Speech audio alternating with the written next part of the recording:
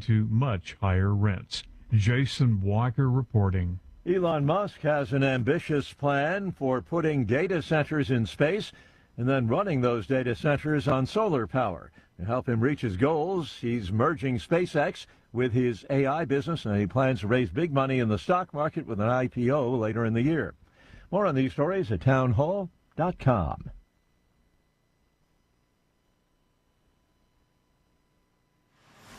It's the Michael Patrick Leahy Show, broadcasting live from downtown Nashville. Now, here's Michael Patrick Leahy. Good morning, and welcome to the Michael Patrick Leahy Show.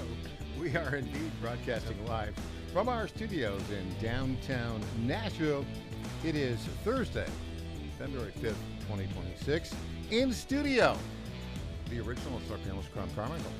Greetings, kind sir. It's the 9th birthday of the Tennessee Star. It sure is. Very congratulations. Yeah, we're going to celebrate that in a bit. It is time now, Crom, for the Morning Rundown, which is brought to you every day at this time by the Glock Store. There you go. There's the Morning Rundown. The Morning Rundown is for Thursday, February 5th, 2026. And here we go with the Morning Rundown. Number one, the Tennessee Star, Crom, had a major victory in court yesterday. The Court of Appeals unanimously ruled in favor of the Tennessee Star, obtaining all of the documents from the Covenant Killer Manifesto. Now, there are a few little twists and turns on it. They sent it back to the Chancery Court, but they ordered the Chancery Court to tell Metro Nashville to prepare the documents for release, with a couple of redactions about some, personal stuff. But now, it's not a complete victory in the sense that, the Metro Nashville will probably try and appeal to the Tennessee State Supreme Court. I don't think they'll be successful. We're going to get all these documents and more. So there you go, big win. Number two, Crom, Robert F. Kennedy Jr. was in town yesterday. In fact, we're going to have an exclusive interview with him that we'll play tomorrow. And we're getting later this afternoon after the show, but it will be exclusive. He was there to speak to the Cattlemen's Association and to push the Make America Healthy Again program. Number three, more details on the Nashville Electric Service power outage. I think we still have like 10,000 people out of power, something like that. Almost 2 weeks after the event. Tom Pappert will join us in hour two about that. Crom, not only is the CEO dissembling about how much they actually spent on tree trimming. Listen to this. You see this report? How much would you guess that they spent on that failed text messaging system over 4 years? I have no idea. $250 million. What? Yeah, they spent $250 million on a failed text messaging system, and only over that same period of time, only about $65 million on tree trimming. Yeah, that's what you call a priority fail. Number four, we have some excerpts of Donald Trump's interview with NBC News, which will be playing at halftime of the Super Bowl. Number five, Scott Bessent. I know. I see you smiling. Scott Bessent testified before the House of Representatives, and the stupid Democrats tried to get him. No, don't try to get Scott Bessent. He made them all look as ridiculous as they are. And number six, Crom, Aaron Gulbranson will be here in hour three, and he'll talk about everything going on in the Tennessee General Assembly. A lot going on. So there you go, Crom. That is the morning rundown for Thursday, February 5th, 2026, on the 9th birthday of the Tennessee Star. And Crom, who sponsors this morning rundown? I do. Who would that be? The Glock Store. The Glock Store. And our friend Lenny McGill, the CEO and founder of the Glock Store. You've heard me talk about the Glock Store for years, and basically it's everything Glock. That's why they call it the Glock Store. Well, Crom, have you heard about the latest Glocks, the Gen 6? Lenny McGill has. Lenny tells me the new Gen 6 Glocks have a new optic system, RTF6 texturing, an enlarged beaver tail, flat face trigger guard undercut, and an integrated thumb rest, also known as the gas pedal. I don't know what all that means, but Lenny McGill, I'm sure, knows. In fact, Lenny tells me the Gen 6 Glocks are definitely the most refined Glocks ever produced. And as you might expect, the Glock Store has already received their first shipment of Gen 6 G17s, G19s, and G45s. And, Crom, they were literally gone before they arrived at the warehouse. That's because the Glock store is letting you pre-order these new Glocks, so you'll be the first one to get them. And as a thank you for your pre-order, you will get an extra magazine when you receive your new Gen 6 Glock. Here's what you do, Crom. Go to glockstore.com, right? You can do that, yeah. Click on the Gen 6 tab at the top of the website. Place your pre-order for the Glock or Glocks of your choice. When they ship your new Glock to the FFL of your choice, or you pick it up at the Glock Store retail showroom here in Nashville, the Glock Store will throw in an extra magazine for you. Now, Crom, this is a limited time offer only for pre-orders, only from our friends at the Glock Store, the #1 source for Glock parts, accessories, and the new Gen 6 Glocks. Visit glockstore.com today. I promise you'll be glad you did. So there you go. Crom, I'm going to play this clip for you right now, Crom. It is Scott Bessent taking it to Representative Lynch, and I think we got this clip number 5. And, well, Scott's on his way. He's slowly moving, slowly going. We're trying to get old Scott. I think maybe not. Anyways, you probably saw all this, Crom. I saw him being questioned by 3 different Democrats. And they were all stupid as all get out. Well, Maxine Waters was reading. So she couldn't. Here's what's amazing.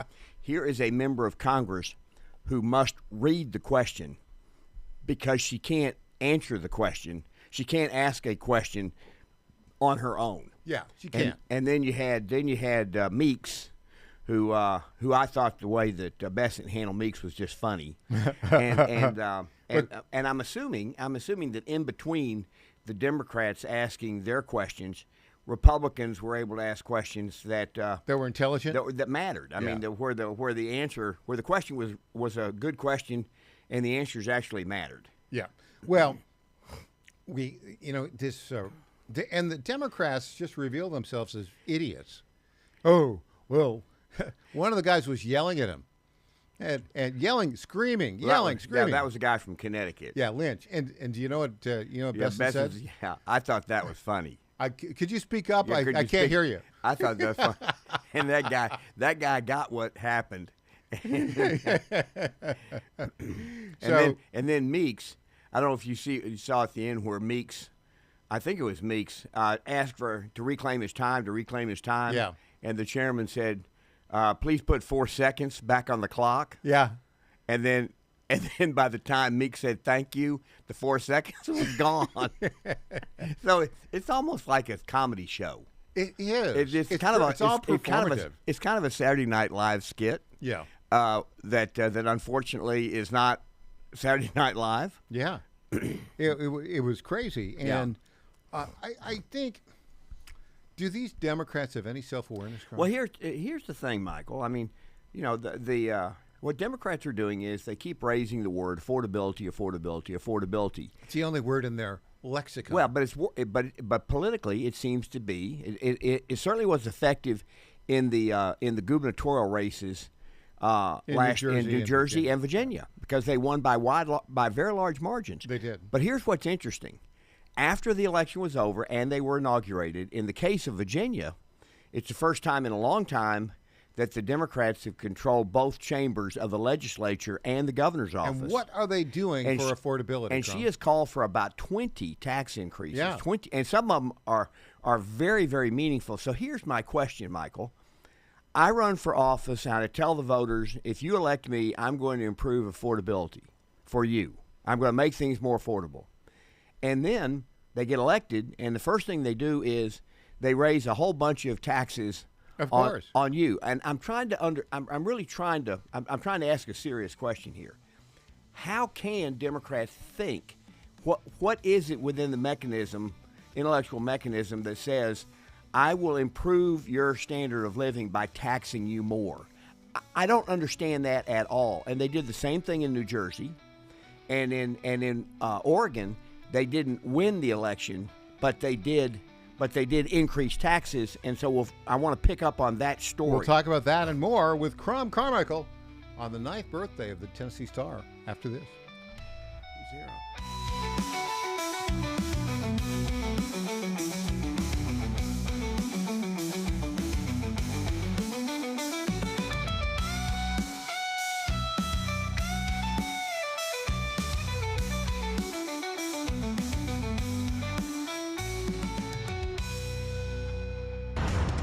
How much did you win at Rosie's Gaming Emporium? Hi, I'm Jerry from Richmond. I won a $23,000 jackpot at Rosie's.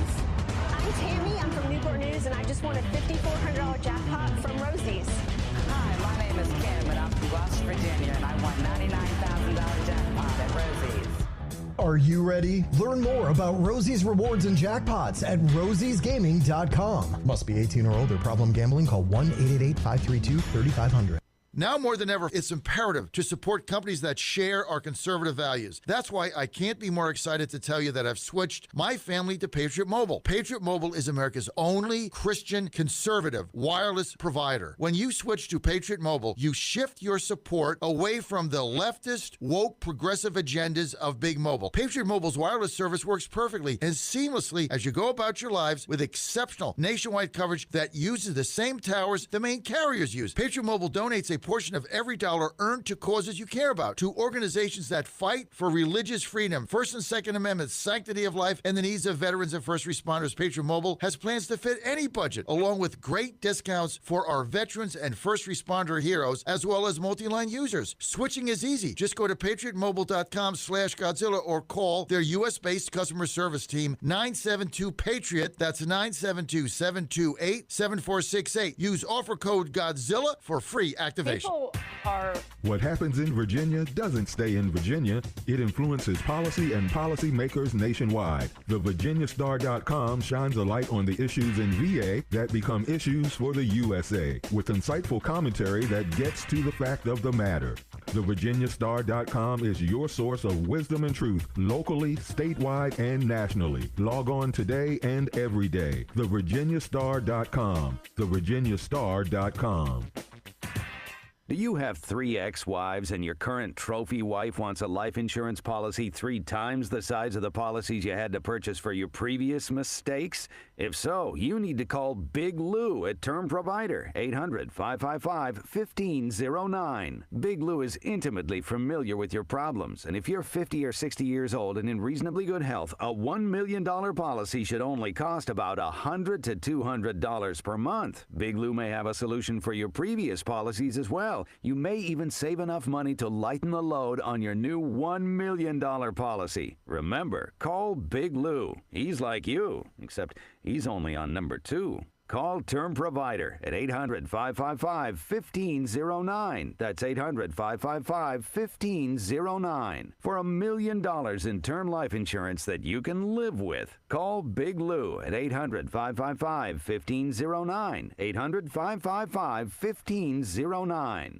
I'm Lenny McGill, founder and CEO of Glockstore.com. For over 30 years, I've supported the Second Amendment rights of free men and women to protect themselves and their families with firearms. We offer the very best in both selection and prices on Glock handguns, custom Glocks, Glock magazines, and high-performance shooting accessories at Glockstore.com. We also have the finest retail showroom and our Shoot 270 shoot rooms right here in Nashville, Tennessee. Come visit us at Glockstore.com, and you'll be glad you did. This is State Senator Mark Pody. Government is limited to what it is supposed to do. One of the things that is critical that we're supposed to be working on is transportation. Here in Middle Tennessee, our roads need more help. As your state senator, we are focused on getting more money reoccurring without a new tax increase for our roads here in Tennessee. This is State Senator Mark Pody. Paid for by Campaign for Mark Pody, Christina Hibden, Treasurer. Welcome back to the Michael Patrick Leahy Show. Now, here's Michael Patrick Leahy. Welcome back. In studio, the original All-Star panelists, as we celebrate, you can see the cake right here, as we celebrate the 9th birthday of the Tennessee Star. By the way, Crom, If it weren't for the Tennessee Star, there would basically be no investigative journalism in Middle Tennessee. None. I mean, none. They're all just a bunch of PR operations. They really are. You know, it's just crazy. Yeah. They read the news. Yeah. Oh, what are you going to tell me, NES? Oh, yeah, I'll just blurt that out. We'll get to that a little bit more with Tom Pappert in hour 2. But, Crom, you know, I guess I missed it on Sunday night. The Grammys. Oh. You know, did you see Ketanji Brown Jackson was there? The Supreme Court Justice? Oh, well, not surprising. And, of course, Bad Bunny. Bad Bunny. He was there. Yeah. Ice out, he said. Everybody stood up. Ketanji Brown Jackson stood up. It was like, what a weird world that is. Yeah. Huh? Well, when a Supreme Court justice kind of applauds a particular political line, that's not a good thing. It's a bad look. No, In it's fact, a very, very bad thing. I think she ought to recuse herself from any immigration cases that come before the case. Well, certainly any cases in regard to ICE, because she's already shown. Anyway, it's just a very bad look. But you know, they were very filled with virtue signaling. Mm-hmm. There's this artist apparently by the name of Billie Eilish, who's apparently pretty big. Apparently, yeah. I'd never heard of her, but No. a lot of people have. But she was in full virtue signaling form. Mm-hmm. Yeah. And she said, I think before she said blank ice, which they all say. It's like they all say that. They got to say it. You got to say blank ice. Right. Because they're such original thinkers, Crop.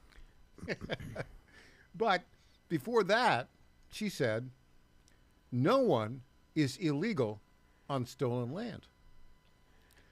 But the rest of the story is she owns a $14 million house, a mansion in Los Angeles, which is on stolen Indian land. I think the what Tongva tribe. I think what she says actually was more specific than just that in terms of the stolen land thing. And then you also have, in addition to what she said, you had the city council or whatever that body is actually called. They begin every meeting by acknowledging that there are two areas. There are two areas of Los Angeles, and these are two different governmental organizations that begin every meeting by acknowledging that they are on stolen land. We are on stolen land. And so here's are they giving it back? Well, here's the question. Here's the question: Could a member of that tribe?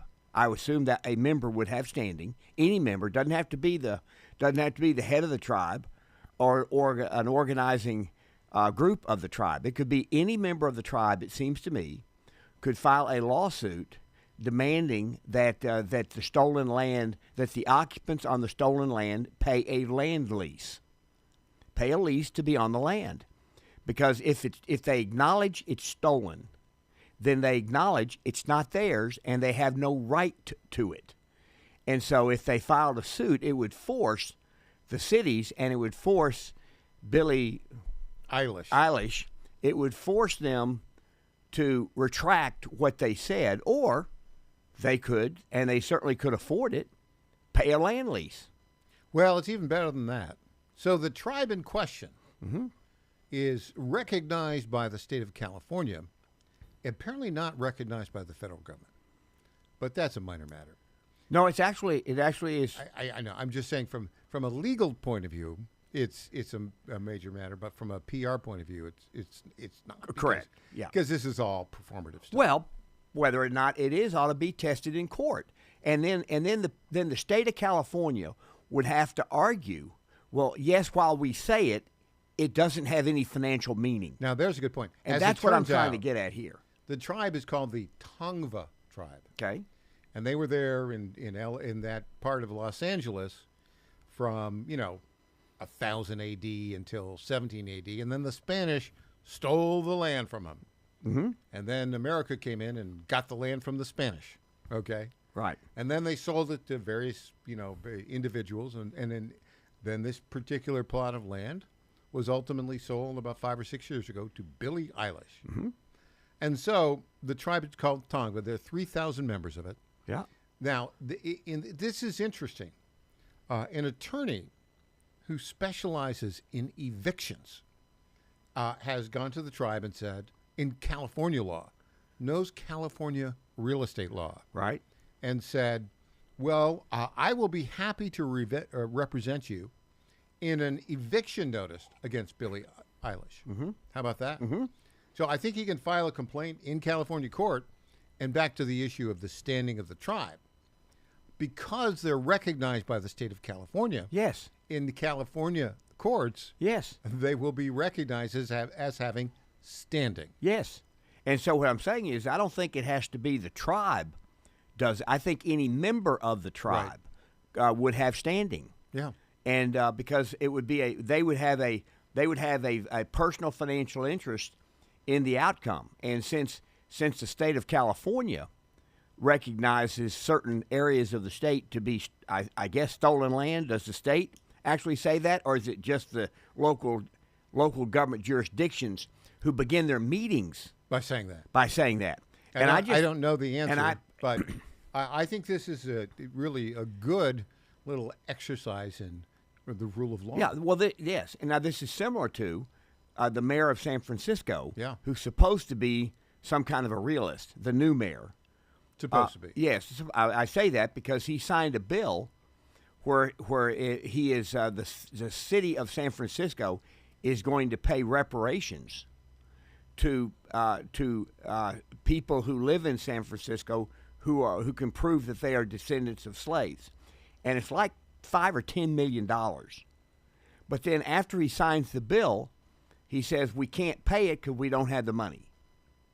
Well, if that was challenged in court, then the fact that they don't have the money would mean that every agency of San Francisco government would have to share in the reduction of their budget because that person would have a claim, an equal claim on the money as every other department. And so this virtue signaling... Well, they would actually, if you followed it through, somebody who sued the city of San Francisco on that basis would be able to secure a financial judgment from the court. Right, and that's what I'm saying. And then that would force the city to sell assets to settle the case. Yeah, or it might also force the city to change the law, which means that no one could make that case going forward, but that case would still stand. And so this is the point, Michael. You and I. A lot of people can look at this and say this is all just silly because it's performative art, but it does have an effect, and the people who make these claims to benefit themselves financially, they can be held to account. There's a similar in a similar way, not the same case at all. Can we switch gears to another? Well, I'll tell you what. We will get to that. Okay. We're almost at the end of the segment. Okay. Well, I want to talk about that. But before we get to that case, I want to bring something up. Okay, sure. Cue the violins, folks. The Washington Post, which was purchased for $250 million by Jeff Bezos 13 years ago, has laid off 1/3 of its employees. Mm-hmm. And they're whining and crying, and they're criticizing Jeff Bezos. Well, not only that, some of the stuff that they're criticizing is the Will Lewis is the guy that Bezos is told get the finances in order because the revenue continues to drop dramatically. Yeah. And so Will Lewis made the statement that I'm hiring people that I am familiar with because we are only going to bring in the best of the best. Well, now that's not very DEI. He sounds like Trump. We're going to bring in the best of the best. So there will be a conflict. And by the way, that newspaper cannot be sold. Who would buy it? It's losing $100 million a year. Well, Elon might buy it. No, he wouldn't. No, He's not that stupid. I think Twitter's probably making money. Yeah, I think I don't think you can cut expenses. I have a message to Jeff Bezos. Yeah. Now you've probably spent well over $500 million on the Washington Post. Since you bought it, right? With the losses, at least. So the Tennessee Star doesn't need $500 million. That's true. And look at all the great stuff that we've done. We have outshone the Washington Post on breaking stories. Yeah. So, and on that note, Crom, we've got another legal issue you want to talk about. Yeah. It's, well, we'll wait. This will be a hanging chat of legal. Yeah. Back with Crom Carmichael after this.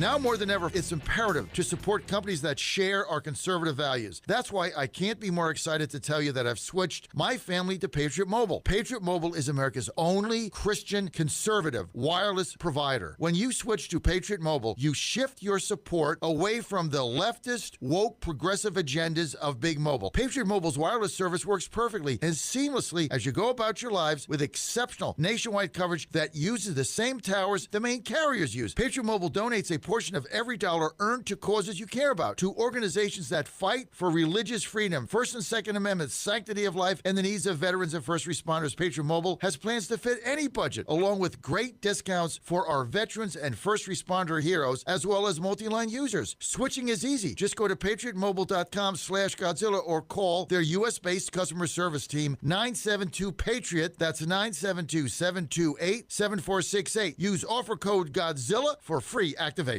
The math is simple. Every dollar we waste on unnecessary federal supervision is a dollar we can't use to fight violent crime. The Safer Supervision Act cuts bureaucratic waste and frees up law enforcement resources to protect families from serious threats. Law enforcement officers across the country and Republicans in Congress agree this is a smarter way to improve public safety. Stop the waste, protect our communities, fix federal supervision. Visit safersupervision.com to help. Paid for by the Reform Action Fund.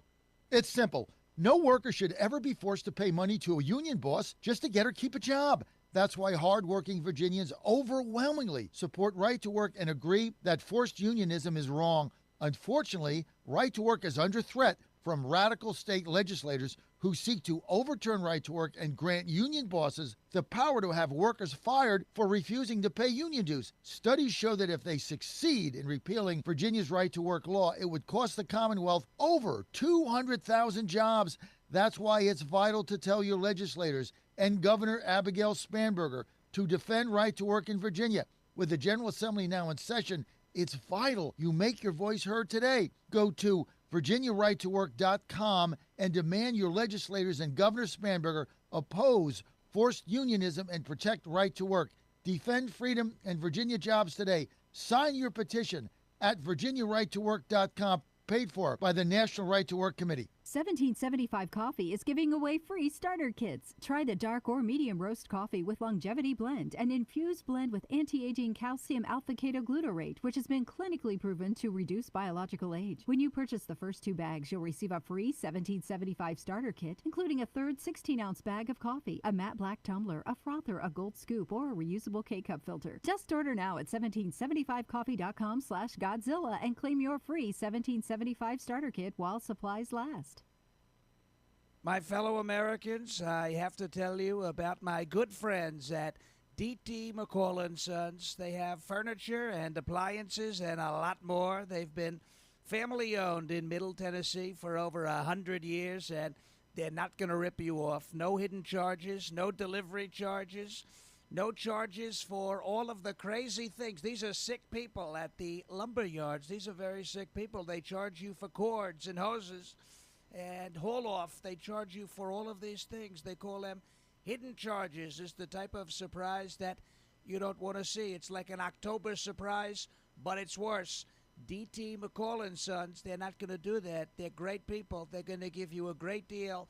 With locations in Lebanon, Carthage, Lafayette, Cookeville, and Franklin, D.T. McCall & Sons will give you the deal of your life. Check them out today or go to dtmccalls.com. Impersonator not endorsed by Donald Trump.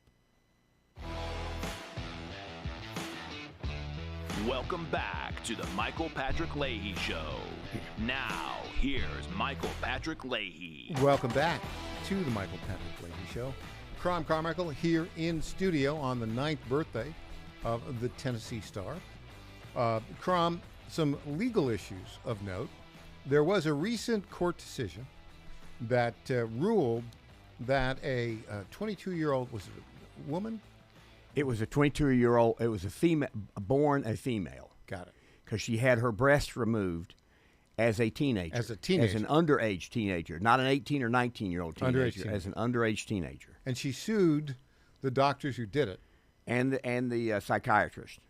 And what happened?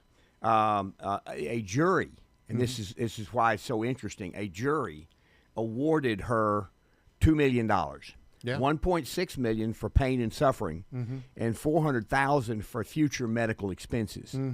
Now, and so what this means is that any medical provider or any psychiatrist who encourages an underage, it doesn't matter what state they're in now, an underage person to do bodily harm to themselves, and that might even include puberty blockers, because those have long-lasting, lifelong effects. And so the people who encourage them, the medical professional who prescribes them, and perhaps even the company that makes them could be held liable for the damage that they do to underage children. And so you have some states, like Tennessee, for example, it is illegal for a medical professional to perform surgery on anyone under the age of 18, and I don't think they can even give puberty blockers. I'm not 100% sure about the last statement. I'm 100% sure about the surgeries, but I don't think they can even give puberty blockers, because puberty blockers have all kinds of long-term effects on the human body, and when you do that to somebody who is not of the age of I guess legal consent for this, now what we have is a court case. And by the way, $2 million is not the upper limit. That's just what this jury awarded. And Would so you like to know the rest of the story? Yeah, absolutely. Do you know which state in which this took place? No. New York State. Oh. Yeah. Wow. That is. Yeah, and the rest of the story, this is actually from EWTN News. That's the Catholic cable news site. Okay. In what may be the first of many such cases, a New York jury in Westchester County, which is the affluent suburb just north of New York City, awarded millions to a woman, quote, who no longer thinks of herself as a male, quote, wait for this, who underwent a double mastectomy 6 years ago at the age of 16. Think about that. Yeah. A 16-year-old. Yeah, but they're doing it they're doing this kind of stuff to 12 and 13-year-olds. So that is Mike, that is such interesting additional information to this, that it was in a deep blue state, in frankly probably a pretty blue county. Yeah. With a court, and so now they'll probably try to appeal this, but I don't know how a court. I really don't know how a court can rule that medical professionals can do this to underage to children, because the implications, the ramifications of that, go way beyond this type of surgery. And so that would essentially say that a psychiatrist and a doctor can do almost anything to a child. That's what if they overturn this case. And so I also will predict that there will be blue states who try to pass laws that prohibit adults who used to be children from suing. And I don't think those laws. Those will be ultimately ruled unconstitutional. Yes. Yeah. But this is what's so interesting is, you know how the left claims they care about children? They care about money. Yeah. This is all and about power. Money and power, and this is all about the money, because a child who goes on puberty blockers and later transitions has to stay on medications for the rest of their life. Yeah. It is worth hundreds of thousands of dollars. This is about the money, and the only way to combat issues about money is to have a counterbalance that's also about money. A sledgehammer of money owed. Yes. whacking them over the yes, head. and right? with no upper limit. Yeah. With no upper limit. So that case. So well, let me finish off one more additional piece of information. Please. You know how most medical associations, the American Medical Association, the Pediatric Association, have turned lefty. Oh, except the American Association of Plastic Surgeons. Did you see this? Did not. They just announced that the guideline is no one under the age of 19 should have transgender surgery. That's wonderful. Yeah, that's wonderful. And Michael, what you and I are saying here is really about the age where people mature and have judgment. If somebody as an adult wants to transgender and not affect the lives of other people by claiming that they can be an athlete and compete against women, but they just simply want to transgender. While I don't understand that, and I think that they will ultimately not like their decision. And let me just add, but if they're adults, it's a psychiatric problem. I'm more than anything else. I'm saying I'm not disagreeing. I'm not even talking. And about I'm not that. a psychiatrist. I don't play one. Right. But I did stay at a Holiday Inn. Well, yeah. Very good. Very good. I use your line. Yes. Very good. But this is really about children, and about the medical establishment taking advantage of children and taking advantage of adults, of parents who are completely bewildered. Speaking of children, and by the way, this also would be interesting. This also would be interesting about whether or not children who are being encouraged to think in terms of transgender in schools, whether or not they can sue for that. Mm-hmm. So anyway, just the ramifications here are quite wide. Speaking of children, yes.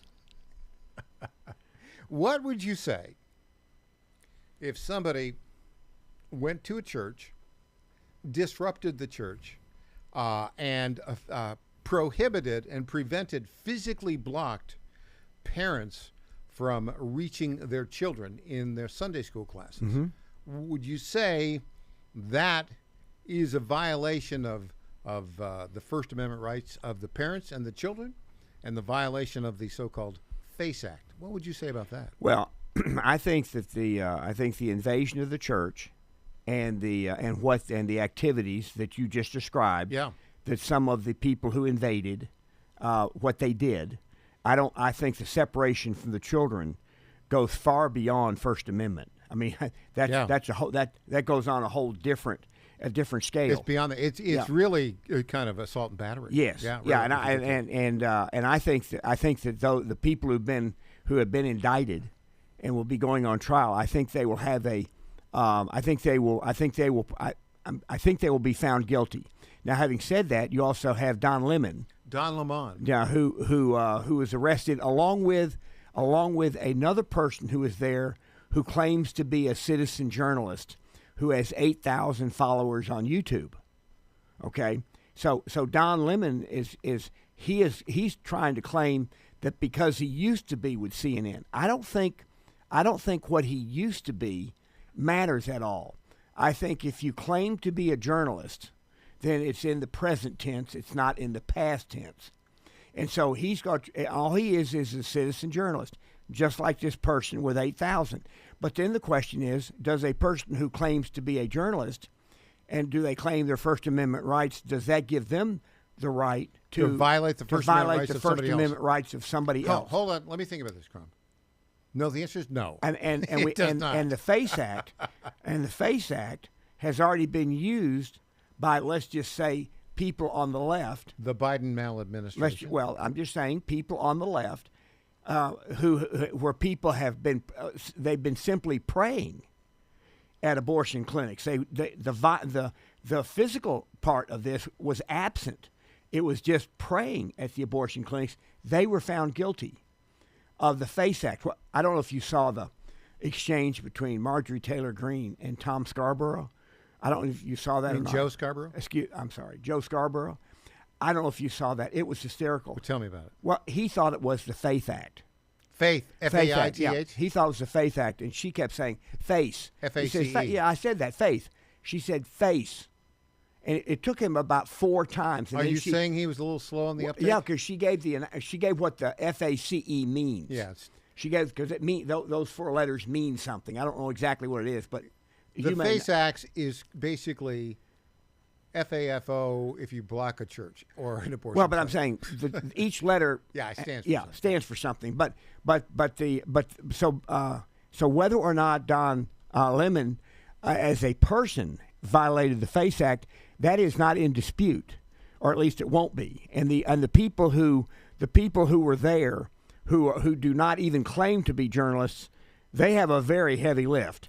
And I don't think Lemon will survive either. And by the way, if he does, then anyone can claim to be a citizen journalist if they have a social media account. FACE stands for Freedom of Access to Clinic Entrances. And that includes churches. It includes churches. It does include churches. Right.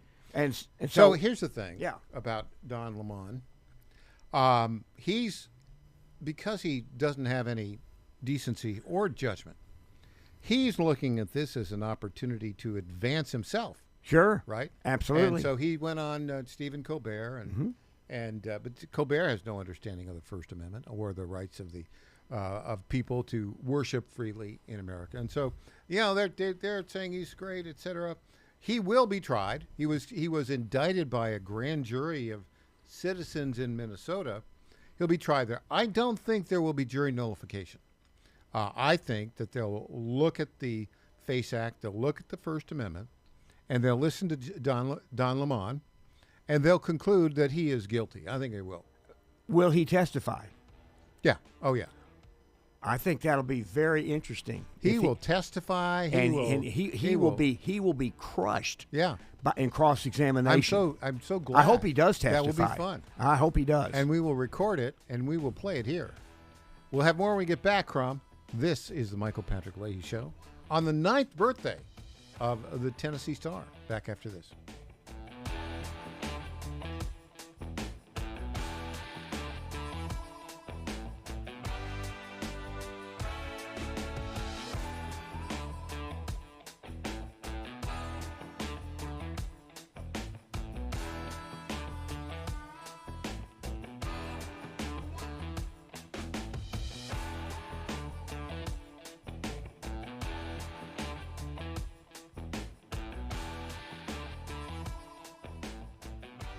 In 2008, the amount of concentrated time people could spend on a task without becoming distracted was 12 seconds. 5 years later, it was only 8 seconds, 1 second less than a goldfish. If you're often distracted or have trouble recalling information, you're likely to fall behind in the demanding, fast-paced 21st century. In other words, brain performance is more critical now than ever. Boost your brain power with Healthy Cell's Focus Plus Recall. Science-backed nootropics to help you sharpen focus, concentrate longer, enhance recall, improve mental speed, learn rapidly, and be more alert. It's a pill-free brain supplement made with maximum absorption ingestible gel technology, designed to feed your brain at the cellular level. Take it for a test drive. Go to healthycell.com and use code GODZILLA for 20% off your first order of Focus Plus Recall. That's healthycell.com, code GODZILLA for 20% off. Attorney General Miyares and John Fredericks talk about skill games. They're unregulated slot machines. They pop up in 7-Elevens in every corner of Virginia. The General Assembly has spoken on this. Skill games. These things are illegal. It's the Wild Wild West. Fights break out. Robberies increase. Skill games. They prey on the less fortunate. I say it's a tax on the poor. They're breaking the law. My job is to enforce the law. These machines are not allowed. Enforce the law and get them out of there. When you see skill games, call the local sheriff. These things are illegal. Paid for by Churchill Downs. When you're learning something new, experience matters. At Lifestyles Unlimited, we've spent over 30 years teaching people how real estate investing works and how to build income with a clear, step-by-step strategy. Our program is designed to help you learn what to do, why it works, and how to take action at your own pace. Join today for just $297, a 60% savings off the regular price. Text radio to 88007. That's RADIO to 88007. Presented by Lifestyles Unlimited. Did you ever stop and think, why do the wealthy pay less taxes than we do? One reason, they take full advantage of the IRS tax code. Today's tax code is over 2 million pages. Who can read that? Remember the 2016 debate with Hillary Clinton? When asked why he doesn't pay more taxes, President Trump had the perfect answer. He said, if you don't like the current tax code, change it. I follow the very laws that you wrote. That's where Julio Gonzalez and his company, Tax Engineered Services, comes in. Julio's team looks at your taxes after they're done, but before you file them with the IRS. He doesn't get between you and your accountant. He reviews your taxes, makes his recommendations, and only gets 5 to 10% of what he saved you. No money up front, no cost. It's tax literacy for MAGA. He also sees what grants you may qualify for. For more information, text ETS to the number 26786. That's ETS to 26786. Text now. Hey there, it's Lenny McGill, founder and CEO of GlockStore.com. For over 30 years, I've supported our Second Amendment rights with GlockStore.com, the world's #1 source for Glock handguns, parts, and accessories. I also support accurate, unbiased journalism like The Michael Patrick Leahy Show. His team broke the Kilmar Abrego Garcia traffic stop and was the first to obtain that video. Independent journalism at its finest. Visit us at GlockStore.com, listen to Michael Patrick Leahy, and make America great again. This is State Senator Mark Pody. Government is limited to what it is supposed to do. One of the things that is critical that we're supposed to be working on is transportation. Here in Middle Tennessee, our roads need more help. As your state senator, we are focused on getting more money reoccurring without a new tax increase for our roads here in Tennessee. This is State Senator Mark Pody. Paid for by Campaign for Mark Pody, Christina Hibden, Treasurer.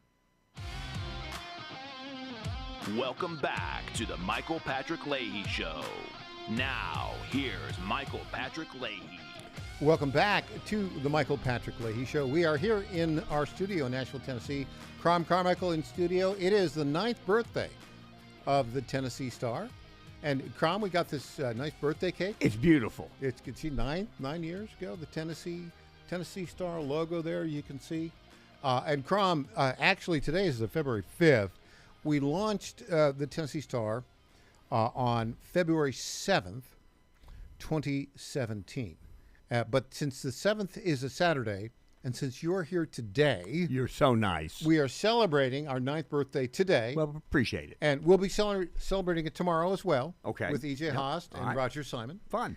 But I did want to say, I recall, this is how long ago 9 years ago was. I recall that our big story was the Super Bowl comeback of the New England Patriots and Tom Brady over the Atlanta Falcons. Wow. That was our big one of our big first stories at a national level. So quite a while ago. Now, of course, you and I love Tennessee. State income tax, none, ever. And it's a great state, great people, the best state in the union. Other states have been going in the other direction. The blue states, California, Washington, New York, Massachusetts, Virginia, New Jersey now. Yeah. Oregon. Yeah. But, Crom, you're telling me that even people in Oregon are taking a page from Tennessee. Well, let me tell you what happened in Oregon. This is interesting because in Oregon, the government employee unions are immensely powerful. Mm-hmm. And the government employee unions in Oregon control the Democrat Party. Right. And the Democrat Party controls both houses of the legislature and the governor's office. And what the governor did is this past summer, she called a special session. For what purpose did she call the special session? To raise taxes. A Democrat called a special session to raise taxes. Yeah, and here are the taxes. Let me just quote from the Wall Street Journal article. Ms. Kotek, with the backing of the Service Employees International Union, called a special session last summer to pass a payroll and gasoline tax increase along with higher vehicle registration fees. So that means that these are very, very broad-based taxes that will affect virtually anybody who has a car, because their registration fees will go up and the gasoline taxes will go up. And if they work, there's an increase in the payroll tax. And so this affects everybody. And she signed it at the very last day of the special session, so that believing that anybody who sneak it in. Well, no, not so much sneak it in as much as she didn't believe the opposition would be able to get enough signatures to put a referendum on the November ballot. That's what she believed. That's what she believed. She was wrong. It took 10 days for the folks who oppose this to get 100,000 signatures, which is what you need. They ended up turning in 200,000 signatures. But I want to quote from the article because I think it's just fabulous. So I want you to imagine this. Just think about the imagery here. Quoting, "In a horse-drawn carriage bearing a man dressed as Santa Claus, organizers of a campaign to overturn Oregon's new transportation taxes delivered some 193,000 signatures wrapped as Christmas presents to the Secretary of State's office in Salem last month, meaning January." And so now, here's what's interesting about this. First of all, the Democrats are now, the first thing they did was they said, we're going to repeal it. Then the court said, you can't repeal it. You've got to vote a referendum that you can't. So that would be unconstitutional. Now the Democrats are trying to figure out how to move it from November to May, because the voter turnout in May is half of November. So when Democrats claim that they're against voter suppression, they only claim that when it's in there when they think it will benefit them, because they're obviously trying to get voter suppression on this issue. But here's what's interesting, Michael. The governor's race is also she is running for re-election this November. Oh, she is? Yes. The person who ran against her last time and performed pretty darn well is running against her this time. And no Republican in the Oregon legislature voted for this tax increase. So the Democrats who will be on the ballot at the same place as when this referendum to repeal this is on the ballot, I think that this could have ramifications, certainly in the governor's race, certainly in the both chambers of Oregon. But, Michael, do you think it might even have ramification in the House seats in Oregon? Because these are now the U.S. House seats. The U.S. House seats. Yeah. These are now enraged voters. And I mean, this referendum, because what she did was it's $4.3 billion of tax increases. And they hit almost everybody. And so when Democrats claim, and this gets back to my question I asked earlier in the show, when Democrats claim that they, if elected, they will increase affordability, how does raising taxes on owning a car, buying gasoline, and a payroll tax, how does that increase affordability when it takes money out of the pockets of virtually every consumer? I would put that in the category of rhetorical question, and the answer is it doesn't. It doesn't. And so now the voters, this is going to be a straight up, and I think this can be used by Republicans in conjunction with what the Democrats are doing in Virginia, what the Democrats are doing in New York, New Jersey, and California, to talk about, you're talking about affordability. All they care about is their own affordability. Crom, another stellar performance by the original All-Star And players. a big happy birthday. Happy birthday to the Tennessee Star. Thank you so much. You bet. All right, up next, when we come back, our own Tom Pappert with two big stories. We'll talk about the huge court victory we got in the Court of Appeals unanimously, basically telling the Chancery Court to tell Metro National Police to release virtually all of the Covenant Killer documents. And then, of course, the ongoing debacle of the National Electric Service. I'm Michael Patrick Leahy. We'll be back after this.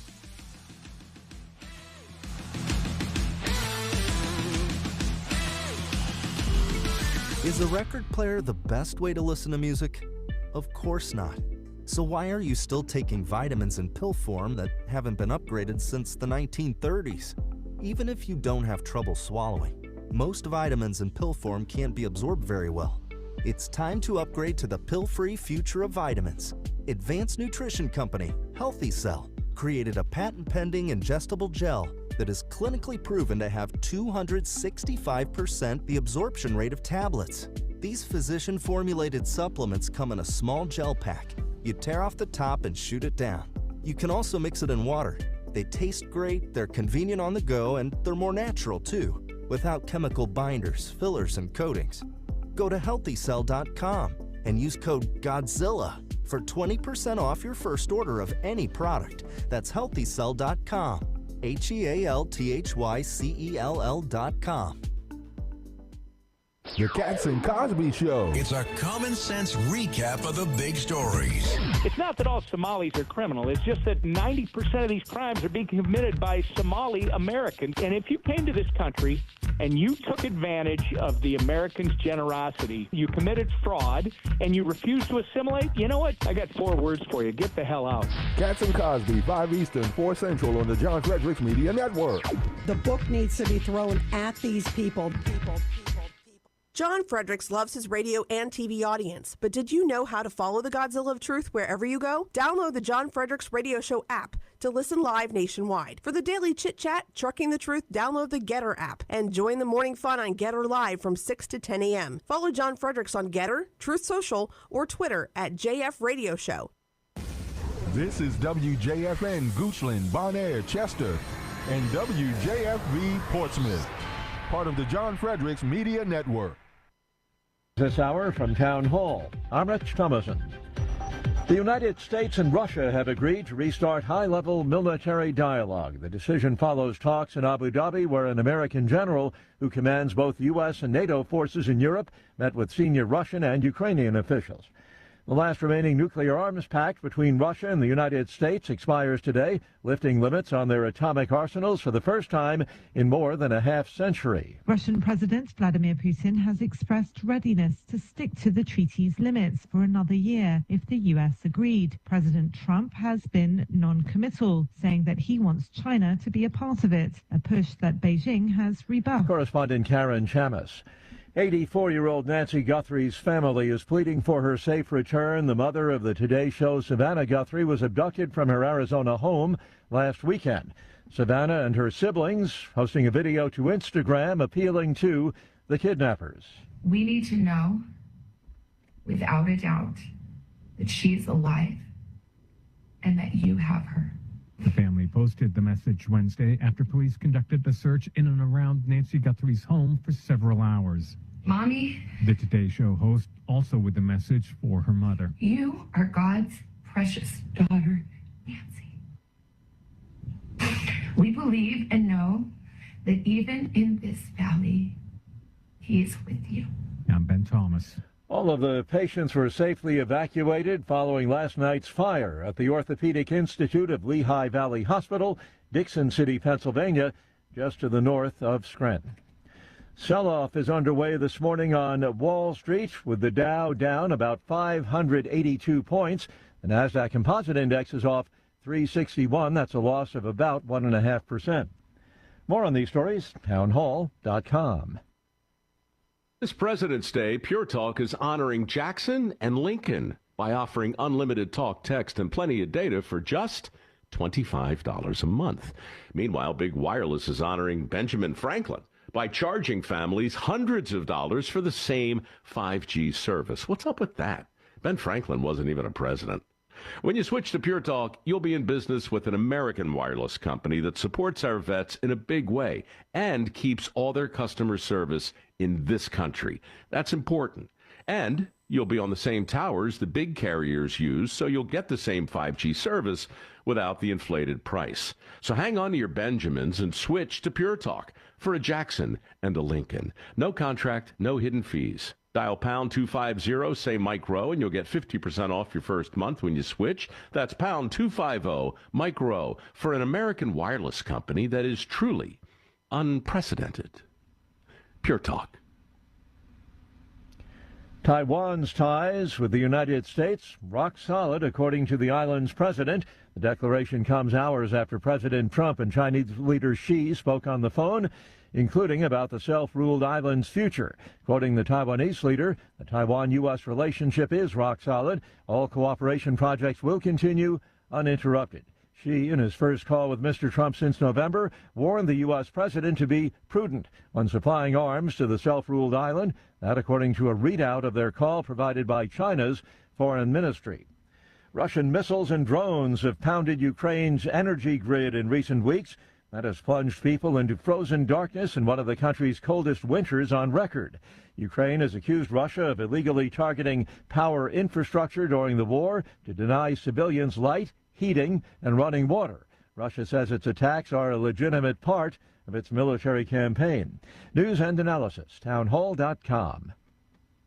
Breakfast time just won't be the same. Minute Maid helped make orange juice a year-round morning staple in 1946 when it started shipping cans of frozen juice around the U.S. But 80 years later, the brand's parent company is halting sales of frozen juice concentrates, saying it wants to focus on fresh juices that customers now prefer. The Coca-Cola company said Minute Maid's frozen juices, including its lemonade and limeade, will be discontinued by April. For generations, Americans who wanted orange juice without the work of squeezing fresh fruit cracked open a can and slid a cylinder of frozen juice into a pitcher. The concentrated juice was mixed with water to make it ready for drinking. Keith Peters, Washington. Big layoffs at a big city paper. The Washington Post has laid off 1/3 of its staff, eliminating its sports section, as well as several foreign bureaus and its books coverage. More on these stories, townhall.com.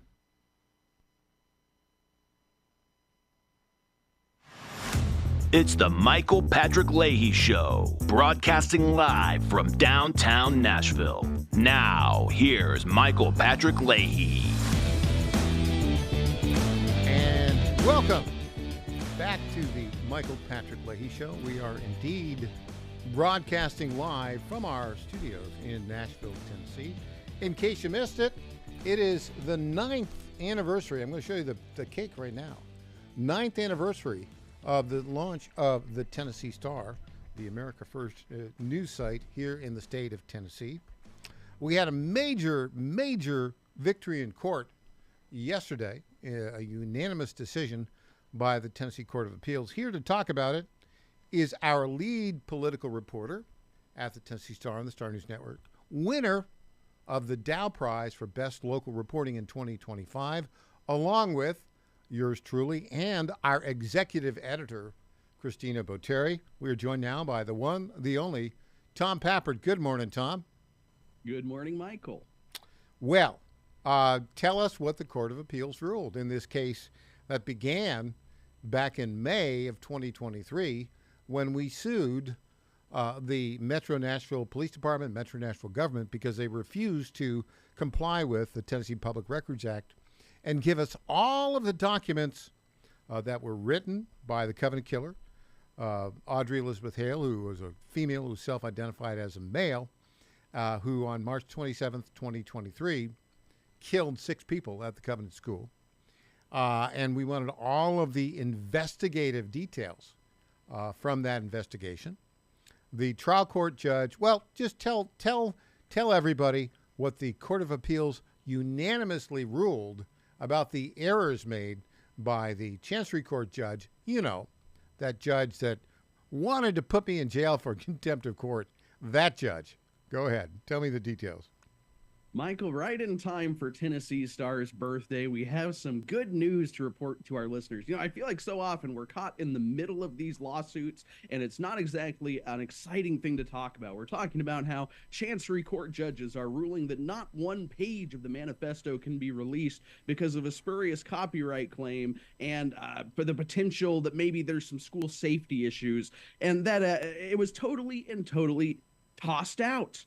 That is what happened yesterday. In a unanimous decision, the Tennessee Court of Appeals essentially tossed out every relevant part of the decision from July 4th, 2024 that blocked the release of the Covenant Manifesto and all of the case files. The only parts of the ruling that were preserved were that the copyright claim could be brought up. The appellate court didn't agree with the copyright claim, claiming that the killer's documents are a copyrighted work, by the way, her journals and writings. And then the appellate court allowed the Covenant Children's Trust to participate in the lawsuit, but that was essentially it. On every other matter, the appellate court ruled that these documents are absolutely public records that with the proper redactions can be released to the public. So now at this point, the case is remanded back to the trial court. She has the judge, Judge Aisha Miles, has a very specific window of what she is able to do. Essentially, what seems likely to happen, Metro Nashville Police Department is now going to be tasked with creating a series of proposed redactions for all of these journals. Remember, there's like a dozen of them. Then they will provide them to the Tennessee Star and the other plaintiffs for review. If we can all agree, we'll go before the judge and say, let's release these documents. And then finally, the FBI's done a good job. They've released a good chunk of them, but finally we will have every single writing that the killer left, potentially including her will, and we will know more than ever before about exactly why it took Metro Nashville Police Department so long to complete an investigation where there was one suspect, 0 co-conspirators. Yeah, we can also get from Metro Nashville Police Department all of the investigative documents involved in this. Now, if to the extent that they won't be released, we can file again for public records and get those out. Now, the one I'm really interested in, use the word will.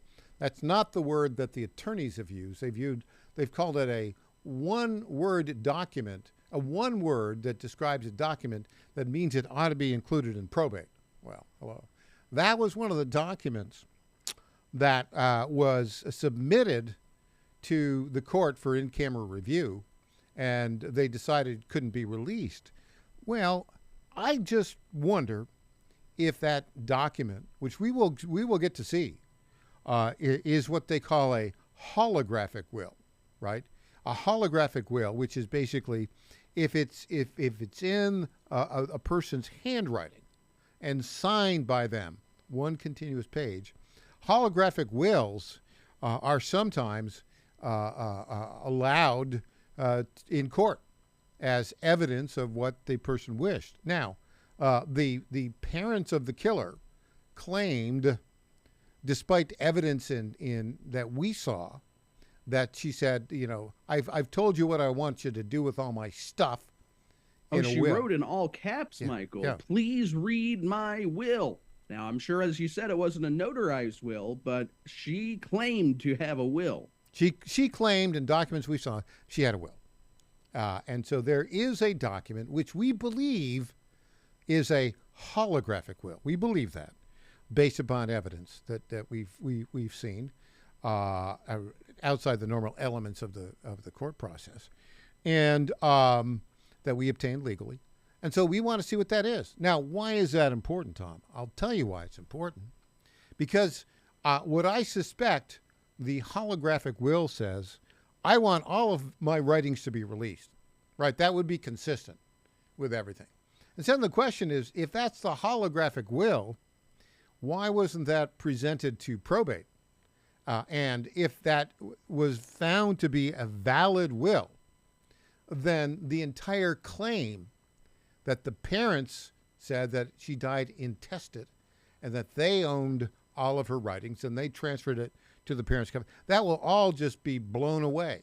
Your thoughts on that, Tom Pappert?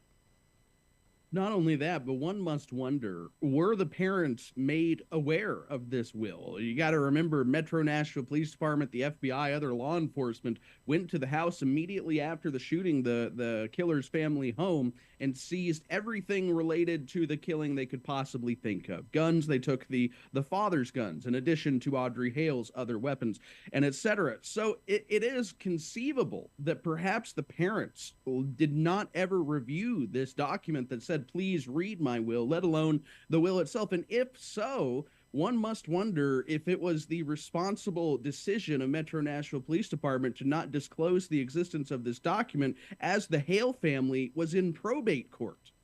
Yeah, but also this was a document that was apparently in court. It was described as something else, and all the attorneys just did not. The attorneys did not describe it as a will, right?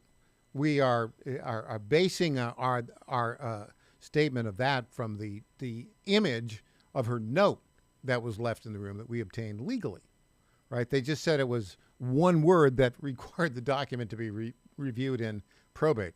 Well, hello. But that was an in-camera review, that document. And the judge decided that document should not be released. I just want to see what it is, right? Right. And I have a feeling that sorry to interrupt, but I think that it will be one of these many documents that, with the proper redactions, there will now be no excuse not to release after Metro Nashville Police Department and the judge get together and figure out what they're doing. Well, we'll be a part of that process. I mean, the ruling is we, the petitioners, will review all of these documents with Metro Nashville Police. I'm sure they will send us an invitation, lickety-split, for that to happen. Also, there's a quite a strong possibility that the parents' trust will appeal this to the Tennessee Supreme Court. I don't think they'll touch it. Your thoughts on that? We got 30 seconds.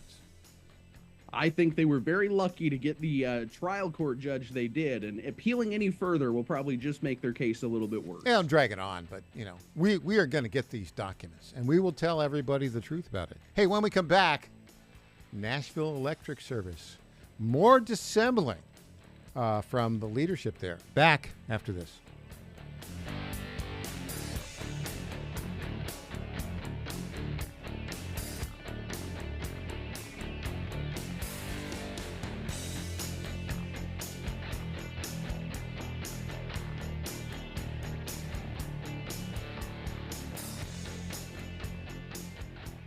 If you've tried everything for cheek redness or breakouts and nothing works, it's not your fault. The real cause might be deeper than you think. Introducing Clear Skin Ivermectin Cream from the Wellness Company, a prescription-strength, dermatologist-developed formula that helps reduce inflammation, balance bacteria, and restore your skin's natural glow. This triple-action cream combines 3 medical-grade ingredients for powerful results. Azelaic acid to unclog pores and fade dark spots, metronidazole to control bacterial imbalance and redness, and ivermectin to calm irritation and eliminate skin parasites that contribute to rosacea and acne. Together, these ingredients work to reduce bumps, swelling, and redness while supporting smoother, healthier, and more radiant skin over time. Formulated and compounded in the United States, this FDA-approved cream is trusted by doctors for visible and lasting results. Experience clear, confident skin with the Wellness Company's Clear Skin Ivermectin Cream. U.S. residents only. Head to twc.health/Godzilla and use code Godzilla to save $20 off, plus free shipping.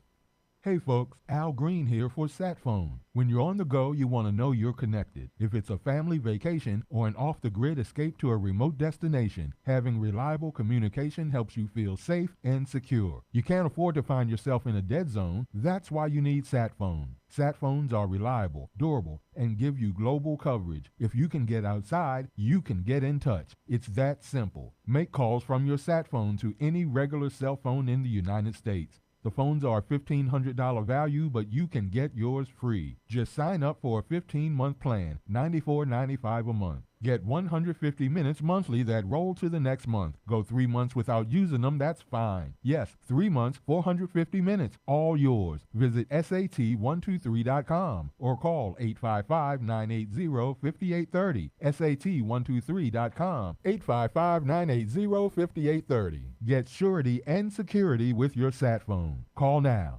The math is simple. Every dollar we waste on unnecessary federal supervision is a dollar we can't use to fight violent crime. The Safer Supervision Act cuts bureaucratic waste and frees up law enforcement resources to protect families from serious threats. Law enforcement officers across the country and Republicans in Congress agree this is a smarter way to improve public safety. Stop the waste, protect our communities, fix federal supervision. Visit safersupervision.com to help. Paid for by the Reform Action Fund.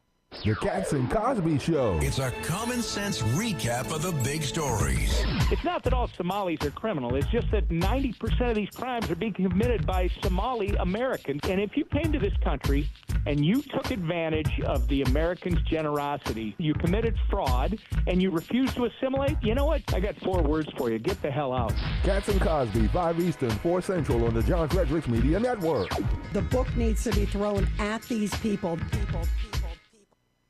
I'm Lenny McGill, founder and CEO of Glockstore.com. For over 30 years, I've supported the Second Amendment rights of free men and women to protect themselves and their families with firearms. We offer the very best in both selection and prices on Glock handguns, custom Glocks, Glock magazines, and high-performance shooting accessories at Glockstore.com. We also have the finest retail showroom and our Shoot 270 shoot rooms right here in Nashville, Tennessee. Come visit us at Glockstore.com, and you'll be glad you did. This is State Senator Mark Pody. Government is limited to what it is supposed to do. One of the things that is critical that we're supposed to be working on is transportation. Here in Middle Tennessee, our roads need more help. As your state senator, we are focused on getting more money reoccurring without a new tax increase for our roads here in Tennessee. This is State Senator Mark Pody.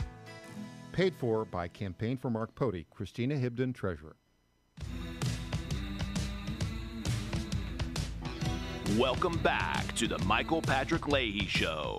Now, here's Michael Patrick Leahy. Welcome back to the Michael Patrick Leahy Show, joined by our lead political reporter at the Tennessee Star, the one, the only, Tom Papert. Tom, so we're going to change gears to Nashville Electric Service. This story of incompetence keeps getting worse. Yesterday, when you were on this program, we played a 2-minute clip of Nashville Electric Service CEO Teresa Broyles-Applin, the accountant, who made some statements that were incredibly misleading about how much Nashville Electric Service actually spent on tree trimming during her tenure. She was hired in 2022. The fiscal years that are relevant are 23, 24, 25, and our current year, 26. And as you documented, the expenditures for tree trimming by Nashville Electric Service were cut from 2023's $21 million down to $13.8 million in 2024. The expenditures increased slightly in fiscal year 2025, which ended this past June 30th. They went up from $13.8 million to like $14.2 million. She asserted something exactly contrary to logic and fact in that press conference. And we played that, you and I played that clip, in which she said, somebody said, well, you cut the budget by $7 million. To which she answered dishonestly and misleadingly, no, the budget for tree trimming has increased every year for 4 years. Well, she is an accountant. And we went through this long discussion of the difference between what is a budgeted item and what's actually spent. It's if your budget increases, but you don't spend to that increase, if you spend less, then the actual money spent on tree trimming declines. And then somebody asked the question, well, in fiscal year 25, you had a budget of $18 million. You only spent $14 million. How many trees could you have trimmed if you spent all of the budgeted amount? To which she said she didn't answer that question. So we played that whole clip yesterday, and we just she destroyed her own credibility. We just pointed it out. And just a couple hours after that, the entire press conference on YouTube by Nashville Electric Service was placed in private. You couldn't see it. Now, I went back and looked at that. That was less than 24 hours after she said it. I went back and looked at it, and now apparently if I fill out some forms and dance on my head, I can see it. But it's still not accessible to you, I think. Is that right, Tom?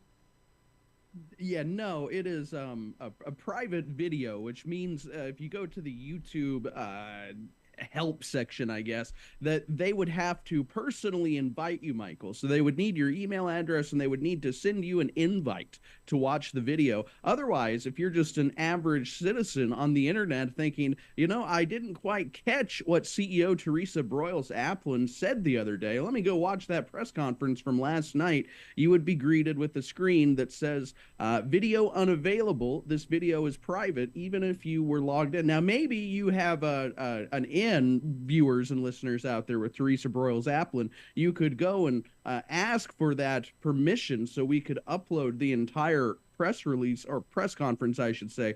Fortunately, the Tennessee Star was able to preserve about 2 minutes of that video and post it to the social media. Yeah, so that's weird.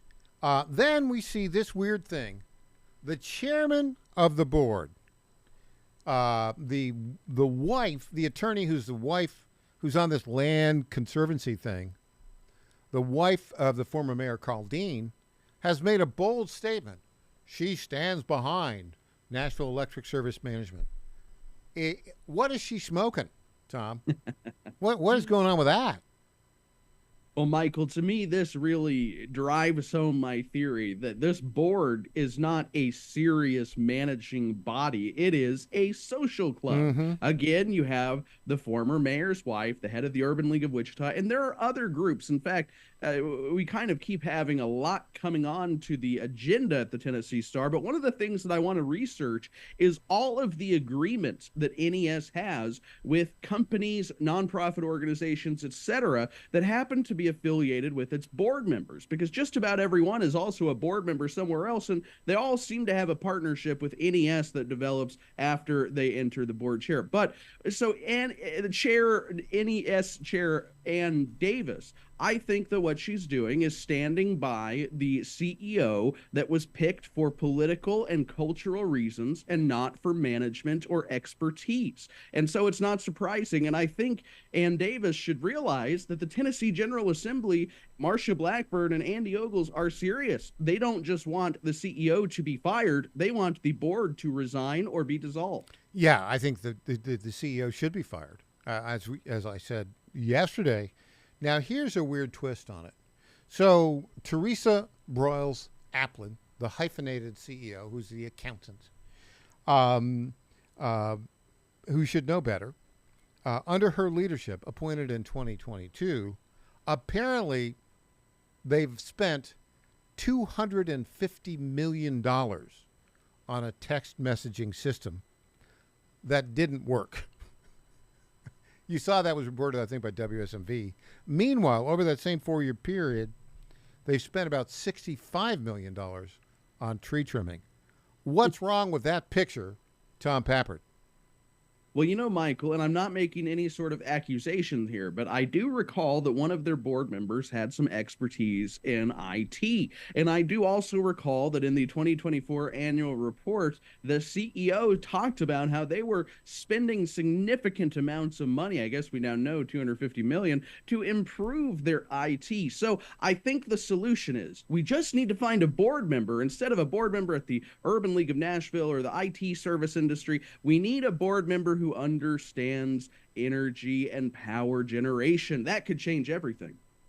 Yeah, I think it could. I think it would. I think it should. So it's what level of confidence do you have that the board will act at all in this case? Well, the board, I think, has been given permission to do nothing until Mayor Freddie O'Connell's commission concludes. And as we reported yesterday, that could last until late February, early March of next year. So, no, I don't think the board is going to be eager to act. I'm sure that once power is fully restored and people begin to forget about this nightmare, they will start saying things like, well, we're waiting for the commission to come up with its recommendations and we intend to follow them completely. They're going to try to escape blame, and that's why Republicans at the state level, I think, are going to act. They're going to have to, and I'll tell you why.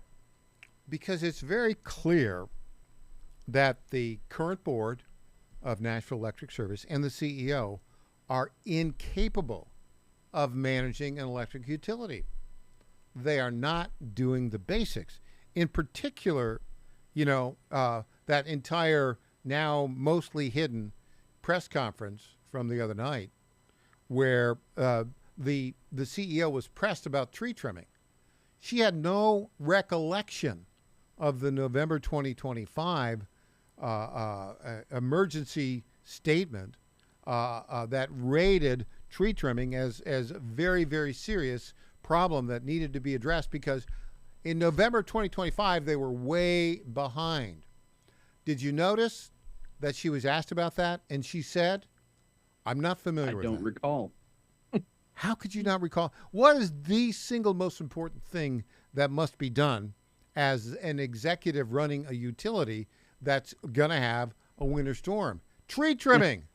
That's it. Well, not only that, Michael, she also claimed this. She knew this was going to come up, in my opinion. I think she knew that this was going to come up because I personally emailed NES a press inquiry that included the same exact questions that were asked during that press conference. Not only that, but she made the same misleading claim that the budget, not expenditures, the budget was not cut. She made that claim the previous day in a little video posted to X. So to me, it is completely fantastic that she did not know this was going to come up, and still she did not know basic things, the difference between budget and expenditures, but she also did not even know how many miles of trees the company had trimmed last year. She also did not know that in 2025 they failed to meet their goals. Yeah, these are the kinds of things that you ought to be aware of if you're the CEO of the 11th largest municipal electric utility in the country. Tom Pappert, thank you for your great reporting. Really appreciate it.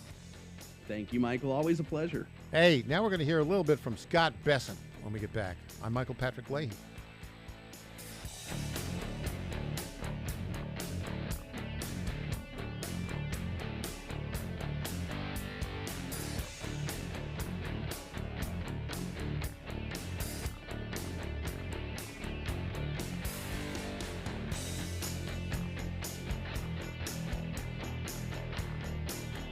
Folks, this is Crom Carmichael, CEO of Solti.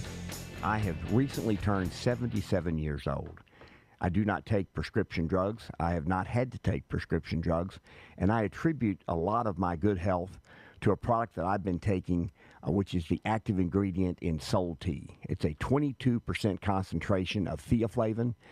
We did clinical trials on it 25 years ago and found that it helped lower cholesterol. We have had many, many hundreds of letters and emails from customers telling us how it has helped them not only manage their cholesterol, but lower their triglycerides and help them on their blood pressure. And I can't tell you how much I attribute to Sol Tea for my good health at age 77. And I encourage you to go to GodzillaHeart.com. That's GodzillaHeart.com. And use the code Godzilla at checkout, and you'll get a 50% off on your initial shipment of Sol Tea. And I promise you it will be a great help for your heart health. Thanks so much. Each of us is born with 30 trillion cells that make us. These cells determine how we feel, perform, sleep, focus, and how long we live. And to live our best life, all we have to do is feed our cells properly. But most supplements don't reach our cells, keeping us from reaching our full potential. Make every cell count with Healthy Cell. Founded with a mission to empower people to take control of their own health at the most fundamental level, the cell. Dr. Vincent Gempapa, world-renowned cell researcher and medical doctor, created supplements that work at the cellular level to support immune health, better sleep, sharper focus, and healthy aging. Go to HealthyCell.com and use code GODZILLA for 20% off your first order of any product. That's HealthyCell.com, HealthyCell, and use code GODZILLA for 20% off. How much did you win at Rosie's Gaming Emporium? Hi, I'm Jared from Richmond. I won a $23,000 jackpot at Rosie's. I'm Tammy. I'm from Newport News, and I just won a $5,400 jackpot from Rosie's. Hi, my name is Kim, and I'm from West Virginia, and I won $99,000 jackpot at Rosie's. Are you ready? Learn more about Rosie's rewards and jackpots at rosiesgaming.com. Must be 18 or older. Problem gambling? Call 1-888-532-3500. The Cats and Cosby Show. It's a common sense recap of the big stories. It's not that all Somalis are criminal. It's just that 90% of these crimes are being committed by Somali Americans. And if you came to this country and you took advantage of the Americans' generosity, you committed fraud, and you refused to assimilate, you know what? I got 4 words for you. Get the hell out. Cats and Cosby, 5 Eastern, 4 Central on the John Frederick Media Network. The book needs to be thrown at these people. He was going to lower costs.